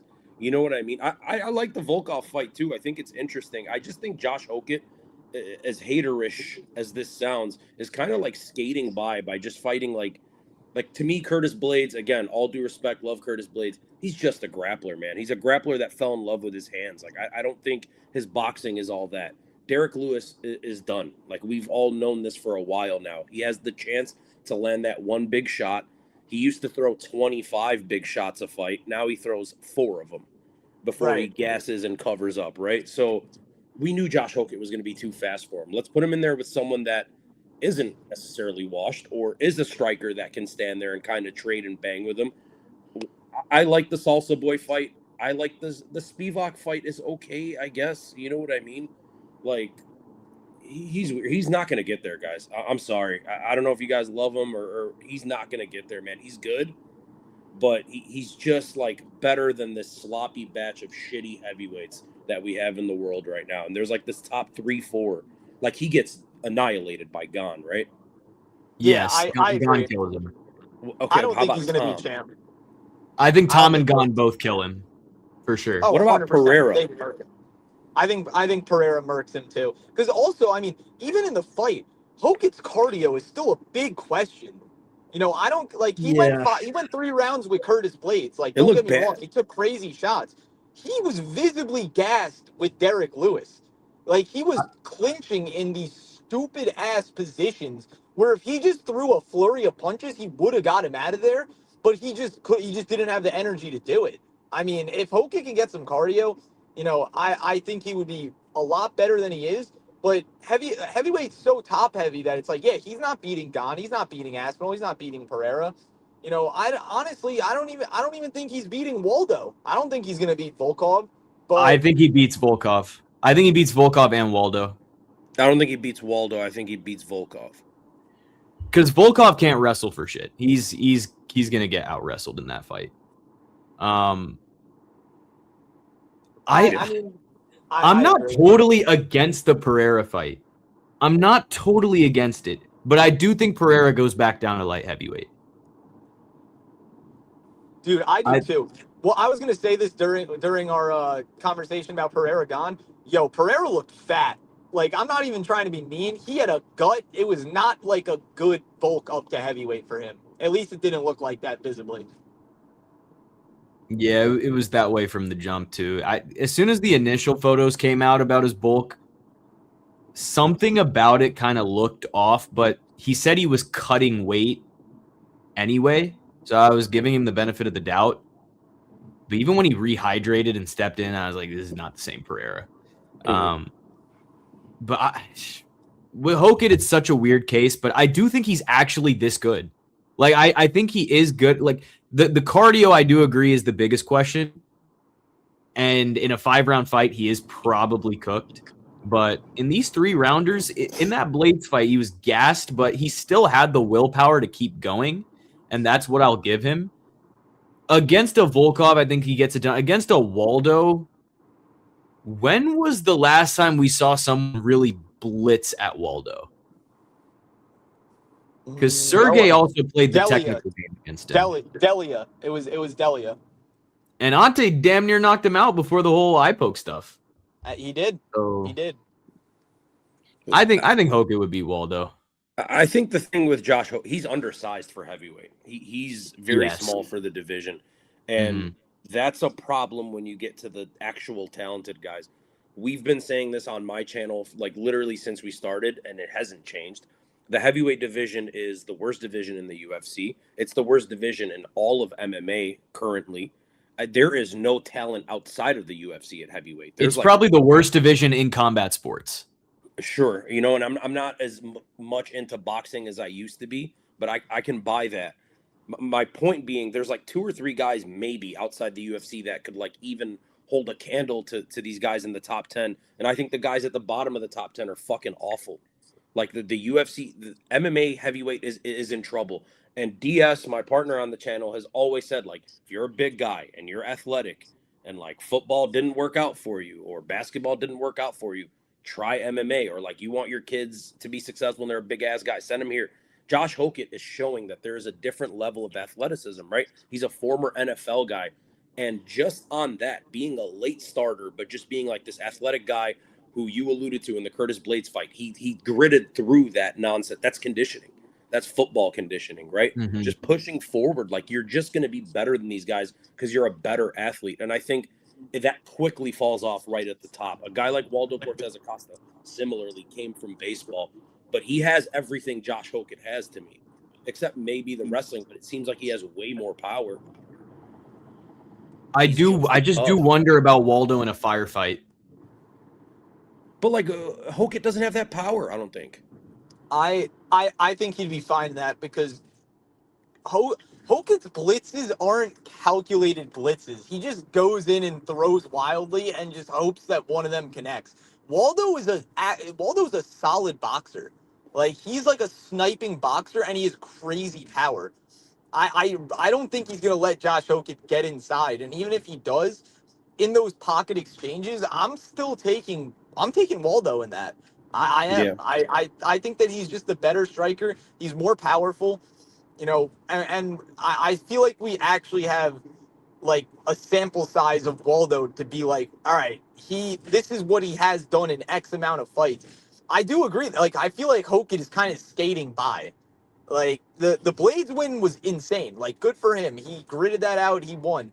The Derek Lewis win, like, I'm not holding weight to that. It's almost like beating GM3. Like, you just escape. You don't get subbed. You don't get knocked out. It should be a free win.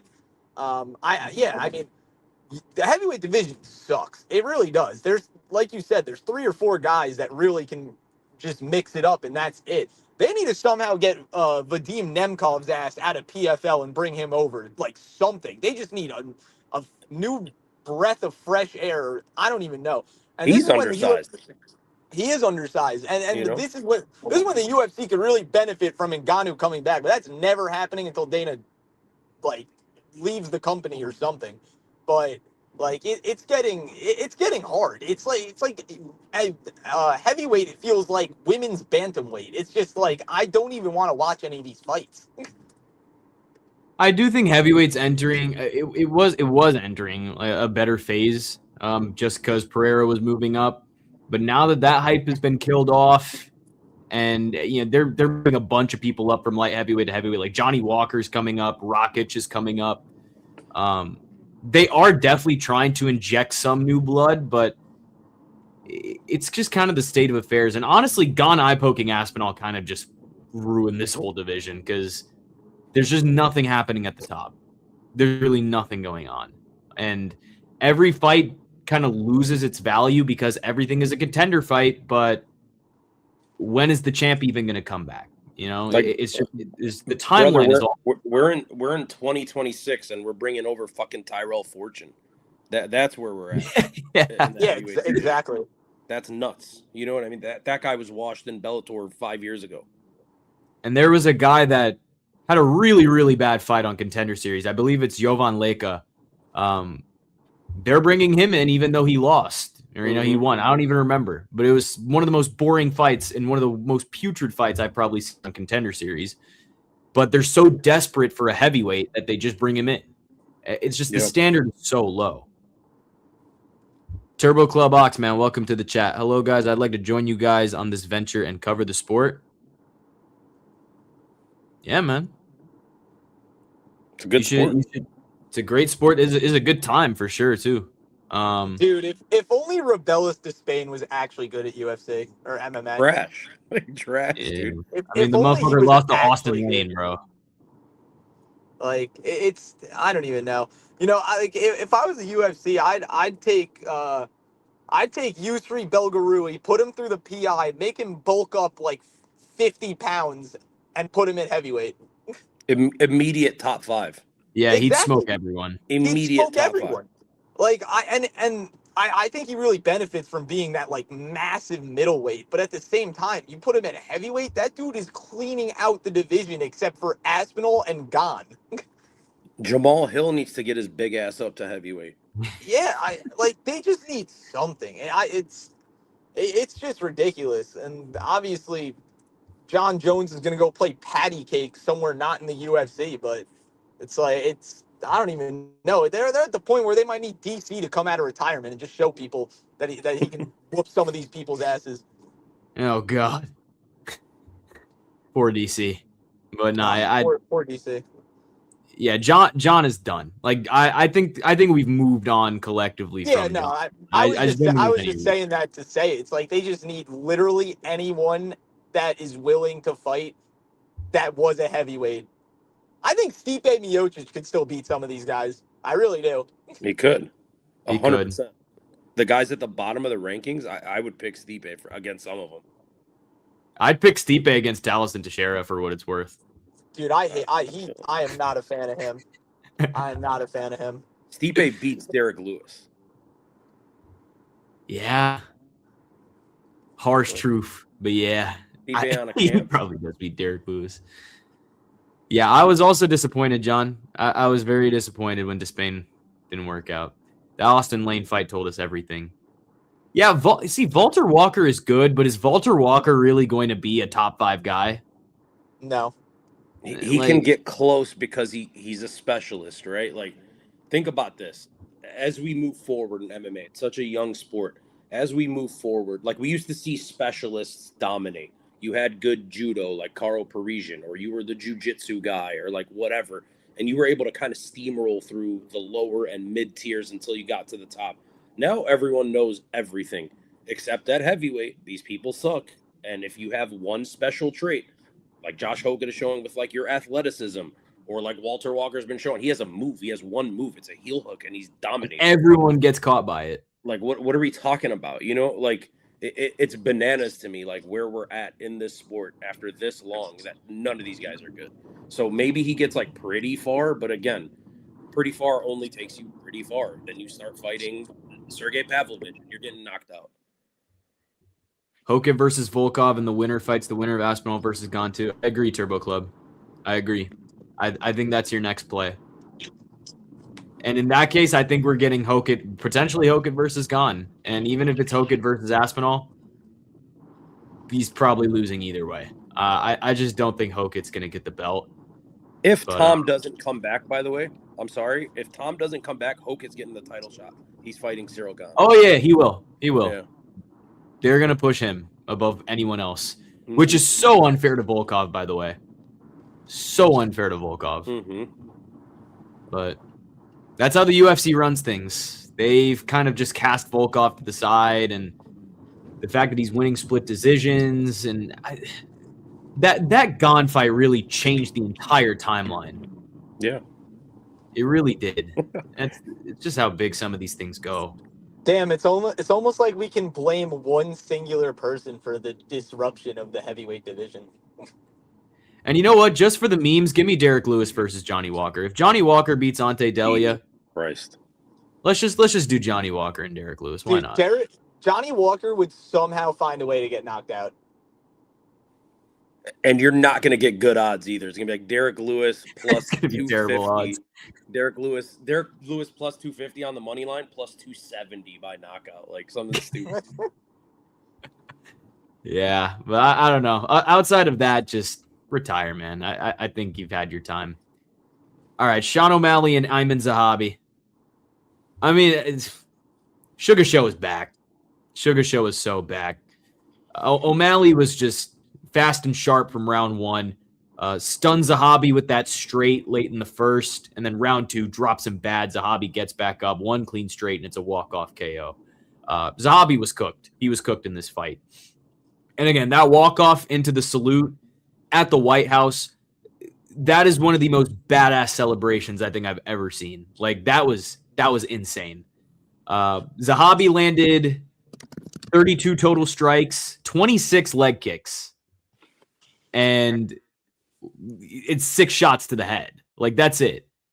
Once you're only landing kicks to the leg against O'Malley, Like, it's just a matter of time. And for Zahabi, that time did come, you know? He was cooked in this fight. He was cooked.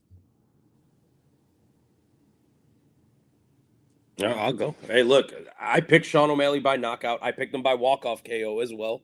So I'm Yep. with you guys. Good call. Good I call. murdered this Good card, call. by the way. The only fight I got wrong was the main event, which was super annoying. I was doing really good with Yeah, Malley. how could any of us know, man? I don't blame you. Like, crazy. Absolutely crazy. But look, I knew Sean O'Malley would knock out Ayman Zahabi. Partially as a joke because Ayman Zahabi looks like the kind of guy that Sean O'Malley would knock out, right? but realistically, like, I've always thought Ayman Zahabi was really overrated. I'm a huge Merab Dvalishvili fan, so I was devastated when Merab lost to Peter Yan in December because the next guy, had Merab won, would have been a free title defense in Ayman Zahabi. He's trash. Like, he is not good. He is a person that has been skating by. Should have lost to Jose Aldo. That fight should have been stopped. Should have lost to one of the Basharat brothers, whichever one he fought. I think he lost that fight as well. He's not that good. There is not a quality to Ayman Zahabi that I think is elite. He is like literally the poorest man's version of Bilal Muhammad. And I say that in respect to Bilal Muhammad, a Chicago guy. Bilal is really good at a lot of things, but he's not like amazing at anything. That's what Ayman Zahabi is, just worse at all of those things. So O'Malley by knockout was always going to be the case. And then you see this guy, the way he was fighting, covering up, super awkward, running and throwing those like childish leg kicks. Like, it just looked like, what is this game plan, dog? Like, you are going to get caught by O'Malley sprinting into him with your hands like this. It was a knockout all day. It was going to happen. I'm glad O'Malley got it. I love the image with the salute. The broadcast didn't get it, which was terrible. But yeah. Shout out. I didn't see it until the replay. Yeah, exactly. Because they were showing us Zahabi. I think the stoppage was a little early, but O'Malley wanted the cool moment, and that's fair. Whatever. The fight was over. He was going to slump him on the ground either way. I knew he would call for Peter Yan. I think the UFC might give him Peter Yan, which, again, as a Merab fan, I hate, dog, because that is bullshit. Like, bullshit. If anyone deserves a rematch, it's Merab. But they might skip it and do the Sugar Show versus Peter Yan. Yeah, I agree. I think he might have stamped it, and I'm fully on board. Like, Merab should get a rematch. His run was phenomenal, and Yan dethrones him, but I think he's done enough to warrant that immediate rematch. But in terms of marketability, they're always going to prioritize Sean over Merab, but I think you hit it spot on. Like, Zahabi, I was never a fan of him. I thought he was skating by. The dude got dropped by a 38-year-old Jose Aldo. He got dropped by Cheeto from a jab in his last fight. And he just fought scared. You could just tell. Like, the cover-ups and the way he was moving, it was awkward, and like, it was almost like watching a guy be in a street fight who really hasn't fought before. Like, that's how I felt. It was just, Sean was calm, composed, and like, yeah, Zahabi landed some leg kicks, but one, he was throwing them to the inside of the knee. It was almost, the one thing I was scared about, I'm like, please don't hit the peroneal nerve again. I can't see Sugar get dead footed or something, drop foot. But yeah, I mean, O'Malley was in flow state. He came out, he was doing regular O'Malley things. He wasn't rushing in. One of my friends texted me after the first round. He's like, bro, this is going to be O'Malley decision. Like, he's barely throwing anything. I texted him at the end of the first round. I said, don't worry. He's going to KO him. Trust me. And yeah, I mean, he's a sniper, man. He really is. And he is some of the best striking in the UFC as well. We waited 3 years for that patented O'Malley KO. And I mean, boy, did he deliver on one of the biggest stages that you could deliver on. Like, he really just worked Ayman Zahabi, and I don't know what they're gonna do with Zahabi, but like, that was a bad fight for him. That was a bad fight. He did not look good whatsoever. Like, and you're not gonna raise his stock marginally because he landed a couple leg kicks on O'Malley. I did think the stoppage was good though, because Zahabi tried to get back up and fell back down instantly when no one touched him. So yeah, it was classic Sugar, man. He's back. I'm so happy. I really am. Turbo says the Touching game on plan my against bad. O'Malley should be wrestling. That's his weakness, but kicking the legs does help slow down the movement of O'Malley. I agree. Cheeto exposed that in the first The fight. wrestling is his weakness, but he's good at BJJ. He's a good BJJ practitioner, and There's no so one. many things in that comment that like I want to touch on if you want to bring it up. Like, yes, Yeah. the wrestling is obviously his game plan. We've seen what Marab was able to do with it. But like Chris was saying, hey, he's got good jujitsu. His takedown defense isn't bad, man. He's been training for Marab for like a year and a half or 2 years now. So like that has stuck with him. He's really training that. I think we've seen good takedown defense from him. I think in the Song fight, Song tried a couple times and wasn't able to do it. And then when it comes to Sean O'Malley, everyone seems to think this leg kick thing is happening, right? The dead leg, the drop foot, whatever you want to call it, because of the one time it happened 6 years ago, 7 years ago with Cheeto Vera. Like, that was clearly Eamon Zahabi's game plan, which to me is bananas. How is that Yeah. the only thing you're relying on, dude? And then you mentioned, what do we do with Eamon Zahabi? Like, who gives a shit? He's 8 years old and doesn't deserve to be where he's at. So, like, drop him down the rankings, down at 135 against, like, give him Peyton Talbot. Like, who cares? Let somebody tee off on him. Give him a Howney Barcelos. Yeah, let's go. And I don't care what you guys say. That's in the Apex. Oh, yeah. 100%. That's a full Apex fight. Yeah, I mean, I said on the podcast, I was like, if Zahabi even does remotely well in this fight and he was able to, actually have some success against O'Malley, I was going to give majority, if not all the credit to his brother Faraz, who I actually think is a very good coach. I think he's a good MMA coach. Clearly, maybe I was wrong because that game plan was terrible. Like that was just not a good game plan from And GSP was in this corner. Yeah. Yeah, it's like, dude, I don't know. I think he was just scared. I think the lights were too bright. And he was hyperventilating, dude. During Bruce Buffer, he was like hyperventilating. He was breathing hard as shit. He looked scared, dude. And I don't pay much attention to that normally. I caught it twice on this card. We're gonna get to it, but I caught it with Eamon Zahabi. I was like, dude, this guy's petrified. Yeah, and even like I don't think he performed that way because the lights were too bright. I think he performed that way because he's just not actually good. But he looked scared. You could just tell in his body language and the way he was moving. He was biting on every single O'Malley feint. Every single one. I watched. I tried to count it. I don't even know what count I got up to. It was definitely past 20. But yeah, I mean, it was not a good performance from Zahabi. I do think Sean O'Malley and Petr Yan 2 has to happen, but I don't think it takes precedence over Marab and Yan doing their trilogy. So I don't think Sean has to fight again. Yeah. But, if Marab wins, he's going to stay active, and he'll do it with Sean. If Yan wins, I do think he would also stay active. So, Sean doesn't have to fight, but Marab, Yan, I think they just have to settle the score. I just don't think that you can bypass it. Especially considering what Marab has already done as a champ. He's racked up so many defenses and he's done the company huge favors. Huge favors. And I think they're taking that into account as well. But yeah, Sean O'Malley and Petr Yan 2, whenever it does happen, I think it will be just as good as the first one. And seeing it over 5 rounds is going to be spectacular. That is going to be a hell of a fight. And even if it is Sean Marab 3, it may not appeal to everyone, but it's hard to say merit-wise that it's not deserved because I think that would have to be next, So definitely excited for what the top of the division at bantamweight is holding for the future. But yeah, Sean O'Malley, beautiful KO on the White House lawn, just like we all predicted. All right, let's get into these title fights. Alex Pereira and Ciryl Gane. I'm only surprised by how easy it was for Ciryl Gane. I'm not going to say that because obviously Gane had a chance, but he made it look very easy. I do think Pereira, I wouldn't say he's overrated, but people were like, oh, if he beats Ciryl Gane, he's automatically the greatest of all time. I don't think I really agreed with that fully. Yes, Triple Champ is dope, but beating Gane at heavyweight, I don't think it gets you to GOAT status. You know what I mean? But obviously Pereira's done a lot in the sport, and him going up for that third belt was just daring to be great. We don't fault him for it. He tried it. It didn't work.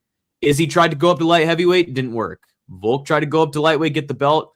Some argue he should have won. Didn't work. It's just how things go. Gane outstruck him in round 1, and then in round 2, he just blitzed him. Pereira landed 1 strike in the second round. 1. And Gane was just too fast. He was too athletic. That's just what it was. People kept talking about Pereira and heavyweight being his natural weight. I completely disagree. I think there's a difference between natural weight and what weight you're going to fight the best at. Pereira is not a natural heavyweight. I think he's a natural light heavyweight. Gane is naturally a heavyweight. Pereira is not. And you could kind of physically see it in the octagon too. And Gane, he still has those moments where, he has the dirty shots, and obviously the elbows to the back of the head were there, and he'll have those moments. But because of the nature of how he strikes, it's hard for him to just take that out of his game. It's just kind of how he is. I'm not saying I agree with it, but Gane had just better footwork, the better jab, way more active on the feet, the cleaner setups. He was just putting it all together. But I do think they should have taken a point for the back of the head shots. It's unforgivable. But in this fight, he was winning from the opening bell. And I cannot wait to see Gane Aspinall too. I think that is going to be an incredible, incredible fight. And I might actually pick Gane. He was landing on Aspinall too. It definitely seems like he's evolved since the time he fought John Jones. It definitely seems like he's become a much better fighter since then. Where do you guys see Pereira go from here? I think Pereira should go down to light heavyweight. I just don't think he fits in heavyweight. He just doesn't. Again, natural weight versus what weight you're going to fight the best at. He will fight better at 205. And if he goes back down to 205, it's a guaranteed title shot. They will set everything aside to do Pereira and Olberg. Light heavyweight is cooked right now. So I think you do Pereira and Olberg for the light heavyweight belt. The timelines will match up because Olberg will be ready to go probably 2027. Pereira will probably wait a little bit. He just got knocked out. I do think him cutting back down to 205 is going to be fine at this point in his career. He tried to go up for 3 weight titles, and it didn't work. Failed experiment. You move on. You go back down to 205. You go back down to your actual weight class, and you go back down and try and get the belt there. Yeah, no, I mean, I definitely agree that his bulk did not look good. And like you said, Shriek, we were talking about it, even the initial pictures, it was just like, ugh, that doesn't look like it doesn't look like Alex Pereira. It looks like he just gained weight. He didn't gain good weight, if anyone knows what I mean. But yeah, I mean, look, like you said, Gane is a natural heavyweight. I think Pereira is a natural light heavyweight. The fact that he made middleweight is still one of the craziest things that I'll ever wrap my mind around. It feels like Michael Morales, being the size that he is, making welterweight. It's just an abnormality. It's an anomaly.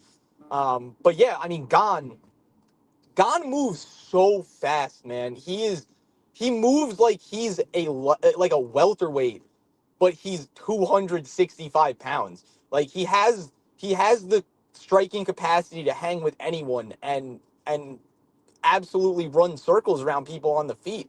And I do think he has gotten better from that John Jones fight. I mean, he hasn't fought anyone that's going to grapple with him, but I mean, it just looked like Pereira wasn't himself. Like he obviously had the stoic stare down at the beginning, and that kind of got me hyped up. I'm like, oh, Pereira's locked in. He always looks locked in. And even when he takes some of those shots, like his facial expression doesn't even change. But Gane was just a step ahead from as soon as he walked out. I think he was ready.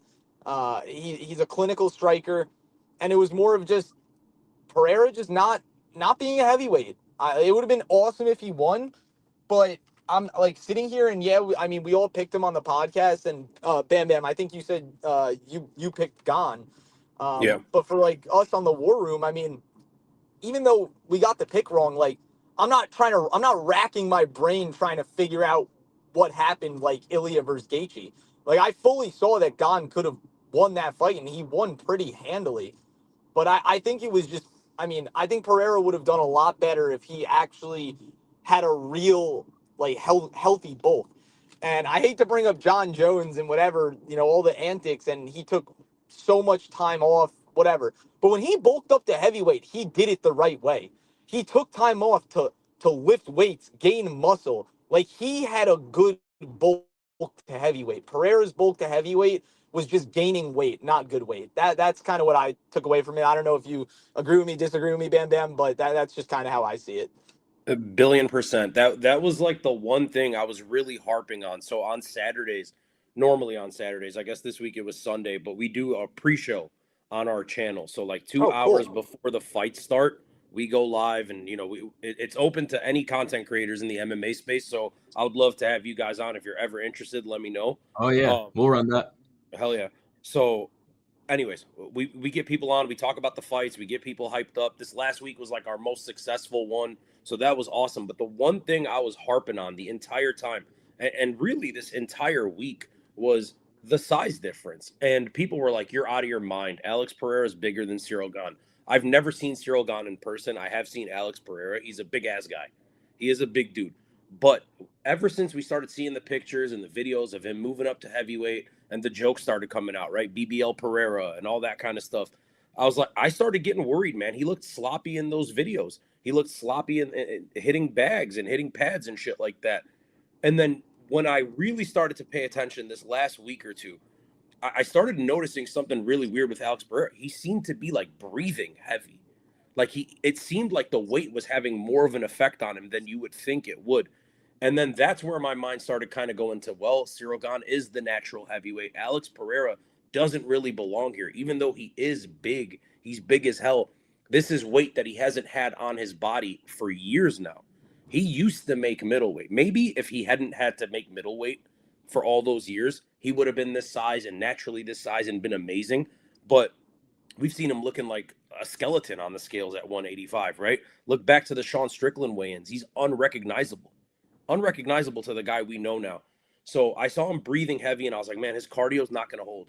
The power will translate. We know it will. Like he is special in that aspect of the game. But I just knew that the extra weight, being outside, the humidity, like that was going to play into this, was my thought process. And Ciryl Gane is a freak athlete at that size. Like there is not an ounce of fat on this guy. Like look at that picture, dude. He's made of stone, right? When it comes to Alex Pereira, I just figured the weight would be too much. He would be slow, and he turned out to be slow against Ciryl Gane. As far as what you do with Alex Pereira, yeah, 205 Ulberg makes all the sense in the world. He deserves that. He definitely has earned that opportunity. Not earned that. It's his opportunity to take back, right? So I love it. It matches up well. Ciryl Gane looked so fucking good, guys. He looked sharp. He looked fast. He looked better than I remember him ever being. So I won't like pat myself on the back that hard. I didn't think he was that good. He was getting off on Tom Aspinall during that fight. I was still going to pick Tom Aspinall if they rematched. I'm reconsidering it now. Like he looks scary good and locked in, dude. This guy's a fucking beast. So now I'm like dumb excited for that. I hope Tom Aspinall comes back. I hope the eye's okay and ready to go. And if it's September in Paris, let's do September in Paris. Yeah, and right now it's pick 'em odds for the rematch. It should be. It should be. I mean, By the way, Aspinall said he's ready. He said he's ready to go. Hey, Chris, you know when I said that Amin Zahabi looked nervous? Maybe I'm tripping. Go back and watch Alex Pereira. You know when Alex Pereira always does the stare down, like that's such a cool thing, right? And it's become like a staple at 205, which I think shows you like the power that Alex Pereira's star power brings. Like everyone does it. Yuri and Jamal Hill and Ulberg and all these guys are doing it. He was doing that with Gane, and for the first time ever that I've ever seen Alex Pereira, he was kind of like licking his lips and kind of like breathing weird and like doing weird actions with his mouth. He's usually like a stone, dude. And he looked like he was uncomfortable. And I was like, man, that's what putting 30 pounds of fat on you'll fucking do. I don't know if you guys have ever eaten too much. I clearly have. You don't feel comfortable. Yeah. You know? I just be hitting a food coma, man. That's what I'm saying. Yeah. I'll definitely go back and look because I don't remember if I saw that. Like I mean Maybe I I'm just saw. tripping, but No, that's what it felt like too. honestly, It's no, plausible. I think you're probably right. I probably just wasn't looking too deep into it because Alex Pereira, he always just has the stare down. Yeah. I don't know. I look, he did not look like himself, and I think everything you said was perfectly spot on. And your pick for Gane, like for that reason, and whatever, and the other reasons that you picked him, like I think that's a good pick. That's a really good assessment, and honestly, something that I didn't take into account. I think I was just in on Alex Pereira. I'm like, oh, dude, Pereira, he could be one of the greatest fighters of all time. But yeah, I mean, putting on that much weight, being outside the humidity, and just Ciryl Gane being a natural heavyweight, man. I think it all culminated into that performance. And I can't take anything away from Gane, and I'm not going to take anything away from Gane because he went out there and he performed like Ciryl Gane. It's not like Gane did anything different in this fight. He fought like himself, and he was just clearly the better fighter. He has us Yeah. blocked on Instagram, dude. I don't know what we did to fucking Alex Pereira. No. I don't know. I don't, Oh, Pereira has no yeah, block? dude, crazy. The craziest story, the day of his Khalil Roundtree fight. Like literally that morning, I was in the car, I was going and picking up food, and DS texts me and he goes, "Yo, like, where's Alex Pereira's Instagram?" And I was like, "There's no chance this guy blocked us." I check, we're blocked. We're not only blocked on like the 10-7, we're blocked on our personals. Like, I don't know Alex Pereira. You know what I mean? Like I don't know what the hell we did to make this guy hate us. He hates us. I'm convinced. Either IG fucked up or Alex Pereira knows who you guys are. Which is crazy. That's dope. So crazy. Yuri follows us. Maybe he was like, "Fuck these guys." You know what I mean? He's like, "Fuck these guys, dude. I hate these guys." Yeah, but the morning of your Roundtree fight, I was like, "He's losing tonight, bro." The 10-7 curse didn't come true, but it looked like it might for a little bit. I wish it did, man, dude. Khalil Roundtree's literally my favorite fighter. That'd have been awesome. And now he's fighting Ankalaev. Crazy work. Jeez. But yeah, man, I think Pereira's got to go back down for sure. I thought in my predictions, it's weird because I thought Gane would not maintain the pace for 25 minutes, but obviously it didn't even get that far, so we didn't really get to see. But Pereira, even if it lasted past the second round, he was cooked. He was kind of cooked either way. So he did land that sick shot at the end of the first, like right on the horn. Like he landed a stiff shot on Ciryl Gane. And that's where I was like, okay, maybe Pereira is gonna, because that happened in the Yuri fight, the second one, where he starched Yuri at the end of round one, came out round two, and just hit that head kick. How eerily similar, by the way, shout out Yuri Prohashka, that's my fucking guy. But how eerily similar are those two fights, right? Like, not in the sense that like Alex Pereira had Yuri hurt at the end of the first, like really bad. He didn't have Ciryl Gane like that badly hurt. Knockouts early in the second, and then the image of like Alex Pereira helping Yuri up, like going to console him, and then you have Ciryl Gane doing the same thing to Alex Pereira. I thought that was amazing. Like they put the two images side by side, and they were spot on. I was like, "Fuck, dude, this shit's really full circle." Yeah, and that's kind of the thing with MMA. I feel like everything in MMA just comes back full circle. Yep. Hey, Rhino, why are y'all up? We're just chilling, man, talking MMA. You had a great card yesterday. I just got home. I'm going inside and joining on my computer. Hold tight. Dope. Just in time for the main event too. But yeah, man, Ciryl just looks so good. I think this was probably his best performance. Yeah. The best performance of his career by far. It definitely seemed like he put it all together. And this was kind of the statement win. This is the one where I was like, okay, he's evolved as a fighter. He's learned from his mistakes before. He will continue doing the dumb stuff, and there's nothing that we can do about that. But yeah, Gane Aspinall too. And that it makes me wonder, do they elevate that fight night in Paris to a numbered card? I mean, if you're doing a heavy 1,000,000%, right? If you're doing a heavyweight title, 1,000,000%, dude. Yeah, and just bypass whatever they're going to do in September, because usually they do like a Vegas card, but I'd say just put that to the side and make Paris. Or you could do a double. You know what I mean? You do a double. They do that sometimes. Dude, I'll tell you this, like right now off the top of my head, I don't think there's a fight I'm more interested in. for the rest Like of the across year. the whole UFC? Yeah, for the rest of the year. I can't think of a fight. I hate Tom Aspinall. I'm a John Jones Glazer. I know you guys don't like that, but like, It's okay, hey man. man, like that's more interesting than any. The 205's not happening this year. I don't like. Sean Strickland's cool, but like, do I care about him and Imavov? Like, whatever. Islam is interesting depending on who they give him. Like, I don't know. Yeah, but I if don't it's see. Gary, then I'm not that interested. Yeah, I'd rather see Morales for sure. I agree. I think he's more dangerous, but like Ciryl Gane, Tom Aspinall's massive, dude. Like that's huge. That's huge, especially with all the shit going on with Tom Aspinall, like the boxing stuff with Eddie Hearn. Like, how does that play out? Ciryl Gane with, they're going to do so much publicity about the eye poke and this guy calling him a cheater and this and that. And we're starting to see Gane kind of enter like this villain arc. He's supposed to be Bon Gamin, right? The good guy. But all of a sudden, he's getting booed everywhere he goes. Everyone thinks he's an asshole and a cheater and all this. Like, I don't know, man. I'm super interested in that. So think of heavyweight, the top 4 guys. The rest of them, I don't care. These guys, I care about. I was gonna say it's between Gane Aspinall 2 and Van and Pantoja for me. Yeah, sure, but you understand. Like, I love 25, but I there's a get that for difference. sure. You know what I mean? Like Van Pantoja can main event in a pinch, like if they need to. But like this is like blockbuster. Stop what the fuck you're doing. This is the main event. It does kind of feel unfair to Tom that he's gonna have to defend in Paris, but he's the one who said he's down. Like he should call. Yeah, but if he's willing to do it, then go for it. I would probably take Gane if it's in Paris. I just in front of that crowd.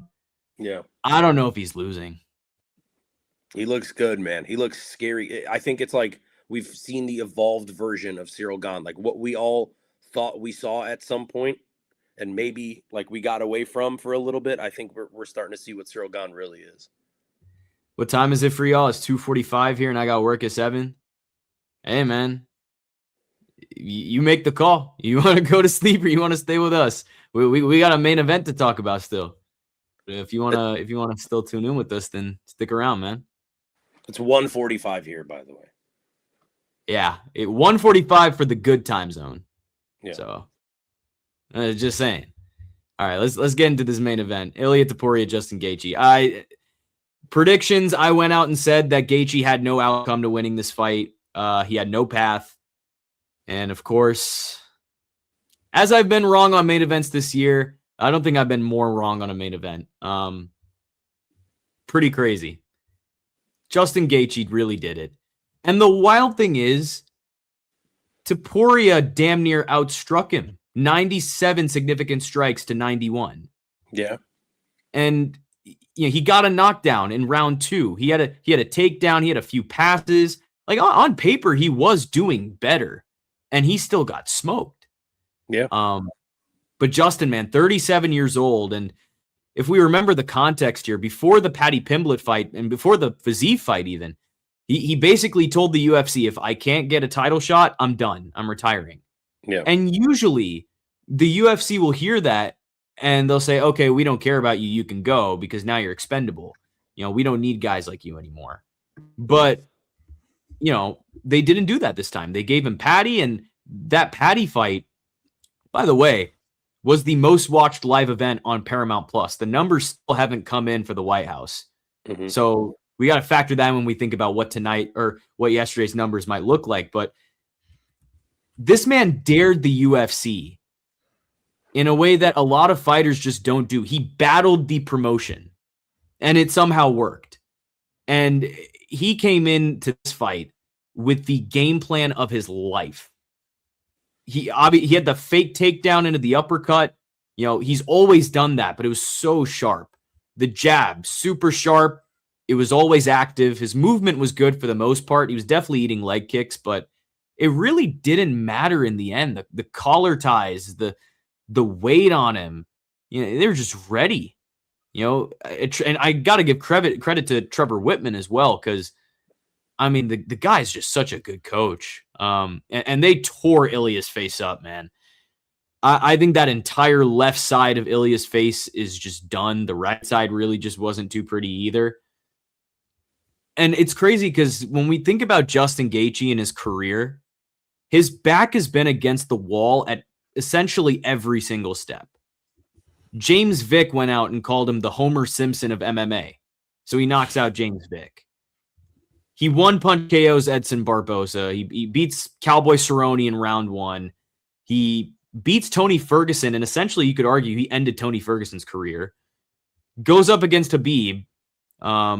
Gave a tough fight to Khabib. Khabib literally said, no one has hit me harder than Justin Gaethje has, you know? And comes back, beats Chandler. That was a good fight. But then Oliveira knocks him down, takes his back, gets back on the horse, beats Fiziev, gets the BMF belt by beating Dustin. And then Max Holloway just devastates him. I mean, he's had so many setbacks throughout his career where, you know, he's been close, but no cigar. And now he comes in here against an undefeated pound for pound top 2 fighter. Someone, again, I had absolutely no faith in him beating.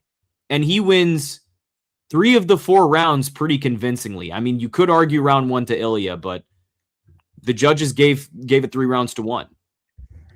And round 2, Topuria got 44 strikes to Gaethje's 12, so he got that clear. But 1, 3, and 4 was pretty much Gaethje's game. And he admitted himself that his liver got torched in that second round. He was in bad shape, but he's been in the trenches of championship fighting. He's been there. He knew how to hang on in a way that we haven't seen Ilya get tested in yet. Max kind of got there, but not really, not completely, and Ilya was able to find a shot. I thought Gaethje was going to be face down on the mat when they booked this fight. I thought the UFC wanted the American to win, and it just wasn't going to happen. I did not see this coming.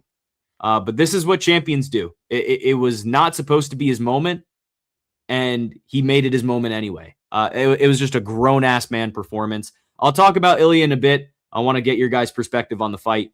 Bam Bam, I'm going to start with you. Yeah. What do you think of this performance? Yeah, I mean, look, Justin Gaethje went out there and he did his thing, man. Let's start here with Justin Gaethje. His resume, amazing, as you were talking about, right? Your favorite fighter's favorite fighter. They say that kind of shit about him all the time. He's never in a boring fight. I think if you're an MMA fan and you watch Justin Gaethje, you're excited. Like, you are super goddamn excited when this guy's performing. When I look back at the Paddy Pimblett fight, which was in January, that first Paramount card, there was a lot of eyeballs on the sport. And I remember confidently thinking that Paddy Pimblett would win that fight. So 2 fights with Justin Gaethje this year that I've been wrong on, by the way. I thought Same. Paddy would beat him. Not that Paddy's good. I just thought Justin Gaethje was done. And then what I left that performance with was Paddy's just not that good. I thought Justin Gaethje looked bad in that fight. I thought he looked sloppy in that fight. He had staph infection, so he looked labored. He looked a little bit chubby. He looked worn down, and I was just like, man, Justin Gaethje kind of came up on a guy that just wasn't really supposed to be here, wasn't ready for this. He's getting slimed out by Ilia Topuria. There's no chance in hell he wins this fight. And then, as crazy and as delusional as this sounds, and I'm not a Topuria guy. Like, I like him, but I like Justin Gaethje way more. I still think if Ilia Topuria would have went in there with a smart game plan, would have won this fight. I truthfully still feel Justin Gaethje loses to all the guys in the top 5, as shitty as that sounds. I think if they were to rematch today and like we could just like heal Ilia Topuria with a magic wand and he knows what the result of that last fight was, he would dominate Justin Gaethje. He came in there showing zero respect, dude. Like, before DC even said it on the broadcast, that's where my mind was. He was walking into him with his face like just in front of him. And I know Ilia Topuria is a pressure fighter, and that's what he does. He did it to Charles, but it was still different. He showed respect to Charles. He showed no respect to Justin Gaethje. And then by the time he realized I have to show respect to Justin Gaethje, the damage was already done, dude. His face was beat to shit. I'm happy for Justin Gaethje. I thought he would end where Dustin Poirier did, which is never becoming a champion. And those two are kind of always like intertwined anyways. I'm happy for him. I'm proud as an American with the USA t-shirt. Like, let's go, all that. But like, fuck, man, I leave yesterday more disappointed in Ilia Topuria than I am proud of Justin Gaethje. And I also leave last night more like sad for Ilia Topuria, even though I'm not the biggest fan. Like, that was like heartbreaking, dude. We watch fights all the time. I don't remember a guy since Tony Ferguson with Justin Gaethje where I'm like, my God, like, stop the fucking fight, dude. Like, this guy does not need to be in there. So, Shout out Gaethje. Very disappointed in Ilia Topuria, and I'm interested if he returns. I don't know that he does. Like He will. He posted on IG he's coming back. he's gonna say that, but like, fuck, And for man. what it's worth, ma'am, the odds makers completely. I agree with you. The odds makers completely agree on how you think a rematch would go. Ilia is minus 500 in the rematch. That's gonna get bet down so quick. I'm down. But I really think those are fair odds. If Ilia comes back and fights Justin Gaethje again, I think he will knock him out. And he almost had it in round 2, but he started going for subs. Yeah, dude, it looked like he didn't train, man. It looked like he just went in there, no camp. He was like, dude, it's just. I think he really went in there with a mentality of this guy sucks. Like, I saw the Paddy Pimblett fight. This guy's sloppy. He's hittable. He doesn't have one-shot power, so I don't need to worry about him knocking me out. And in Ilya's mind, there was never even the possibility of like a cumulative damage. That's not happening because he's going to be out of there before that's even a problem. And then, so I really don't think he trained hard. I really think he underestimated Justin Gaethje, and he ended up paying like the ultimate price, because if we talk about damage, that's like top of the list, like crazy damage that he took. And then for what it's worth, if you believe in this, his aura took like unfathomable amounts of fucking damage last night. Like that was crazy, man. The pictures online are wild to me. And I'm sorry, Chris, I'm being long-winded, dude, but like, nah, you good, bro. That shit was fucking crazy to me. I never expected that in a million years. I could imagine Hamzat losing. I could not imagine Ilia losing to Gaethje. I agree. Yeah.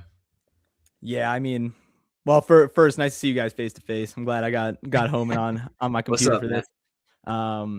Yeah, no, I mean, dude, it was. I was in shock, but like, I can't remember if I said this on the podcast. I know I told Shrikar this in private conversation, because I know for a fact I told you that Gaethje will always have a puncher's chance. But like, he really should not have. You know what I mean? He shouldn't have. And that is the thing. And like, yeah, like I remember we were talking, and it's like, yes, Justin Gaethje does not have one punch knockout power, but the one thing he does have is massive amounts of accumulative damage. Yeah. Like, all his shots add up. And the funny thing is, bro threw no leg kicks. That's like one of his most accumulative damage shots, is all the leg kicks, the chopping blows that he throws, and, you know, limits the mobility of his opponent so he can tee off on them and then have that accumulative damage. But like, yeah, Bam Bam, I think you said it right. It was like Topuria just walked in chest up, head high into every exchange he had with Gaethje. And one of the things I think, like, obviously Topuria had zero respect for anything that Justin Gaethje was able to do in the octagon.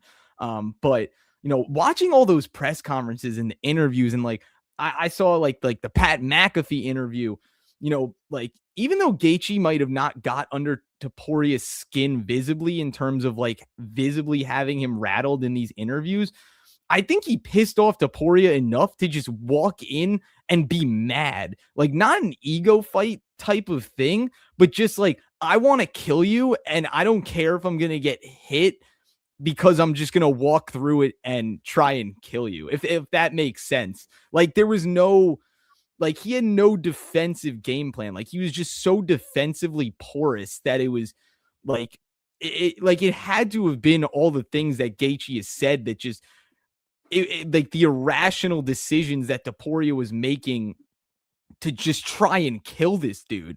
Like, he just wanted that knockout so bad.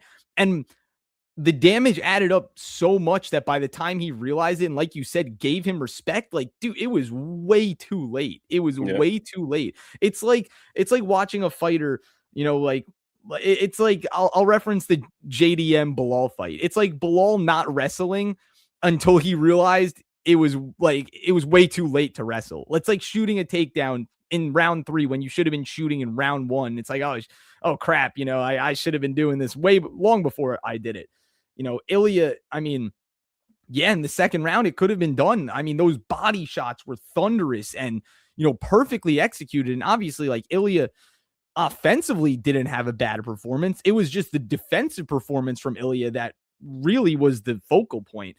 And obviously the offensive performance from Gaethje, phenomenal. But, we've never seen Ilya defensively porous like that in terms of, actually absorbing that damage and not being able to give back what was being thrown at him. It's like he had no opportunities to really counter. It was, dude, I was watching that with my mouth wide open the entire time. Like my jaw was at the floor. And that round 4 knockdown, first of all, I hate statistics, man. I hate these statistics. How does Ilya get a knockdown, but Gaethje doesn't get a knockdown for what he did to Ilya? Is it because he grabbed him?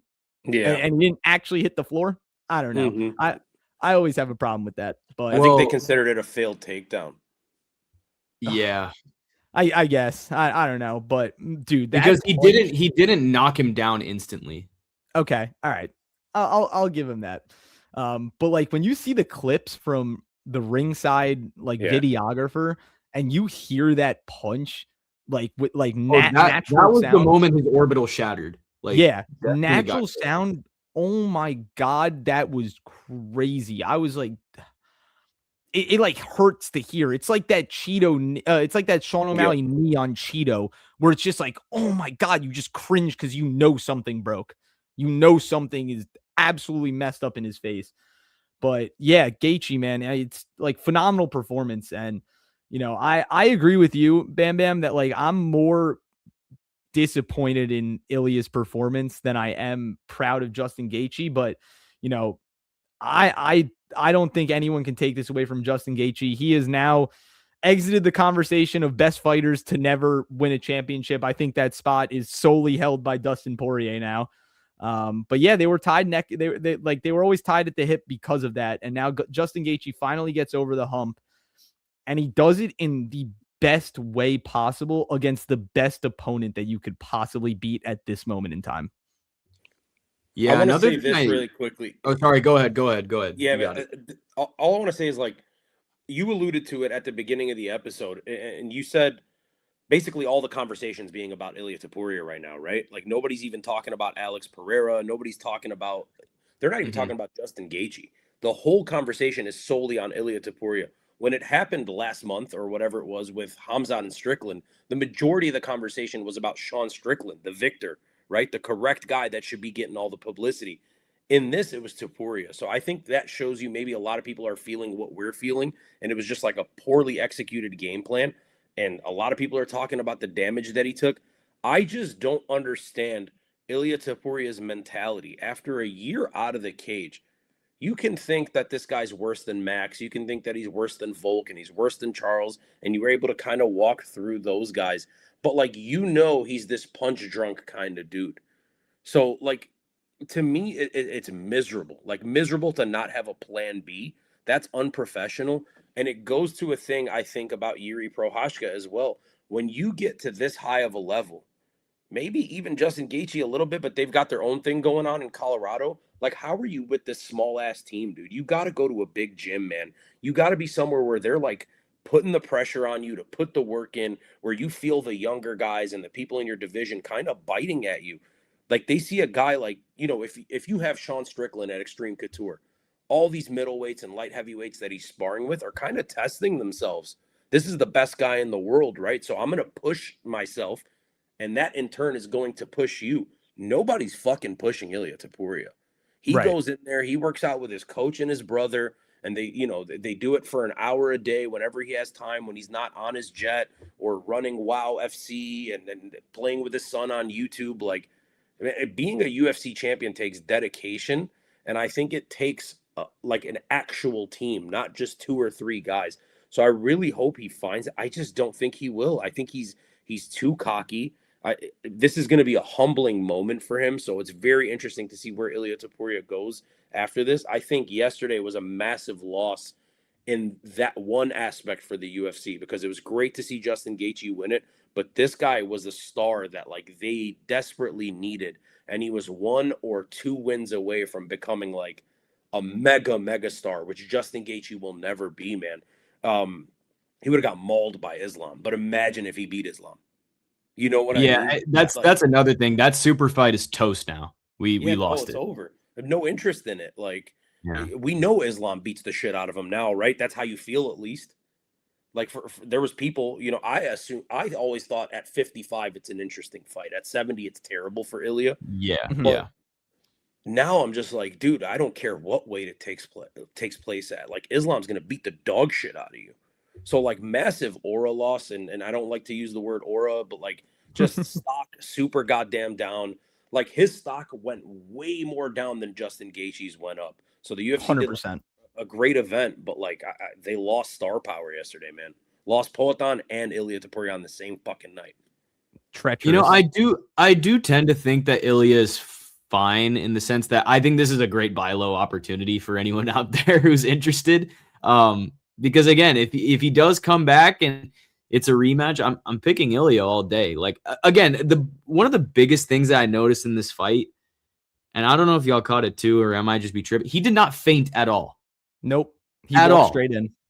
And Everything was he's telegraphed. known for throwing those. He's very careful about that. Lots of feinting. That was completely out. He was way too cocky. He looked very overconfident. I think he got used to opponents who don't have Gaethje's durability, and he thought he was just going to get him out of there early. He didn't faint, as you mentioned. He didn't respect him.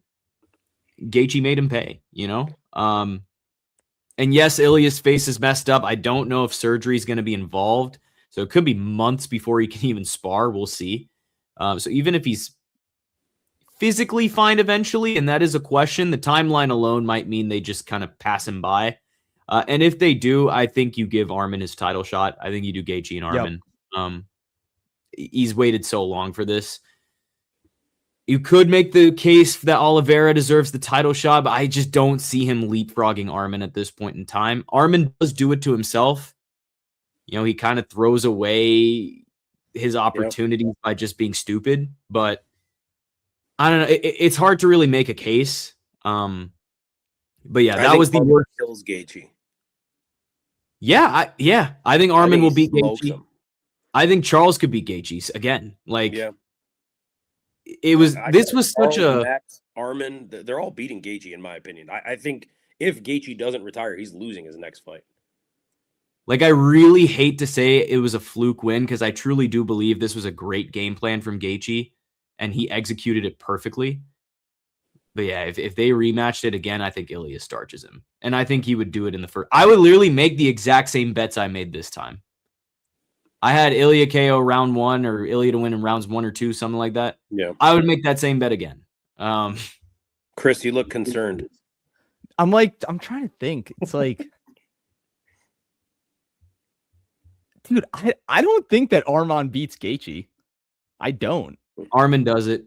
Arman will wrestle the absolute shit out of Gaethje. But I don't think he's going to take down Gaethje. That's the thing with Gaethje. It's just like, he's a guy who loves throwing punches, but he's also a great wrestler. It's just because he doesn't get the takedowns. Like, he's going to defend the takedowns. I don't think Arman. He'll be 38 by the time they fight, though, man. Like, Yeah. He's going to be old. Like, he's already old. That's the problem with Justin. You know Gaethje. what? Like, honestly, Volk, right? 55. Fuck yeah. I think that I think they should do Gaethje versus Arman at MSG. I think that would be phenomenal. I think that's the perfect place to do it. Keep Gaethje active as long as you can. I mean, like, you know what the one thing is that just absolutely amazes me, and Gaethje even alluded to it. Like, I don't know what his skin on his face is made of, but that dude just does not get cut. I don't understand it. He visibly had like minimal damage for the shots he took. It's amazing. I don't know. And even he said, he's like, dude, I don't know what my skin is made of, and I don't know how I don't cut. But yeah, Ilya literally outstruck him. He did. I mean, it's phenomenal, bro. I was in shock. Are there preliminary odds for Justin versus Arman? I'm sure there is somewhere. I think Arman's the favorite. I'm sure he would be. I don't think Gaethje's ever going to be a favorite in any fights that he has left in his career. My bigger question about Gaethje and Arman at MSG Does the UFC really trust Arman enough to put him on MSG? It's a good question. That is a good question. He has been doing better, though. I will give him that. I don't He has really been think better. he has. As we see I him just saw brawling him throw at every a RAF. Yeah, every RAF event, he has been doing something diabolically stupid. And he's fucking gambling, like showing that he's betting on. Oh, yeah. Pretending it's someone That else. was also really dumb. So Yeah. right now, according to best fight odds, Arman is minus 600 against Justin Gaethje. Sounds about right. That is crazy. They're gonna bet, That's- they're gonna bet that down. That's insane. I mean, with this, yes, I do think Ilya will perform a lot better in the rematch and probably win. Dude, I just think that Justin Gaethje's comments really pissed off Ilya and made him want to make it a brawl. Well, he had Josh Hokit kind of like we're together, right? He was kind of instigating the Josh Yeah. Hokit. Topuria, so Yeah, no, I mean, maybe. he did the perfect thing. He got under his skin and he made Ilya just want to kill him. And that's where the feints leave the room. It's because he doesn't want to set up anything. He's just gonna walk in full head of confidence and try and kill him. And that's the fight that Ilya Topuria fought the fight that Justin Gaethje thrives in. Justin Gaethje is not a technical fighter. He's a brawler. He wants it to be gritty. He wants it to be a bar fight. That's exactly the fight that he wants to fight. And Ilya literally handed it to him on a silver platter. Yeah, that was just not Ilya in the octagon. Like I really do feel like that was just not him. He even looked different. Maybe it was the different haircut. hairdo. Yeah, the haircut, which by I the didn't way, like that the haircut is haircut. terrible. Not that Yeah, I that was was a pocket watching terrible his cut. hair, but I did not like it. Fuck that. Yeah, I'm. It was bald. better when he had the buzz. When he had the buzz Yeah. cut. I agree. Yep. But yeah, I think more of this discourse online should be about how well Justin Gaethje performed rather than wow, Ilya. Well, I mean, shit the bed. the discourse is already nasty on Twitter. I saw someone saying that the Dustin that fought Islam would knock out Topuria. I'm like, what are we doing? I don't know. What are we doing?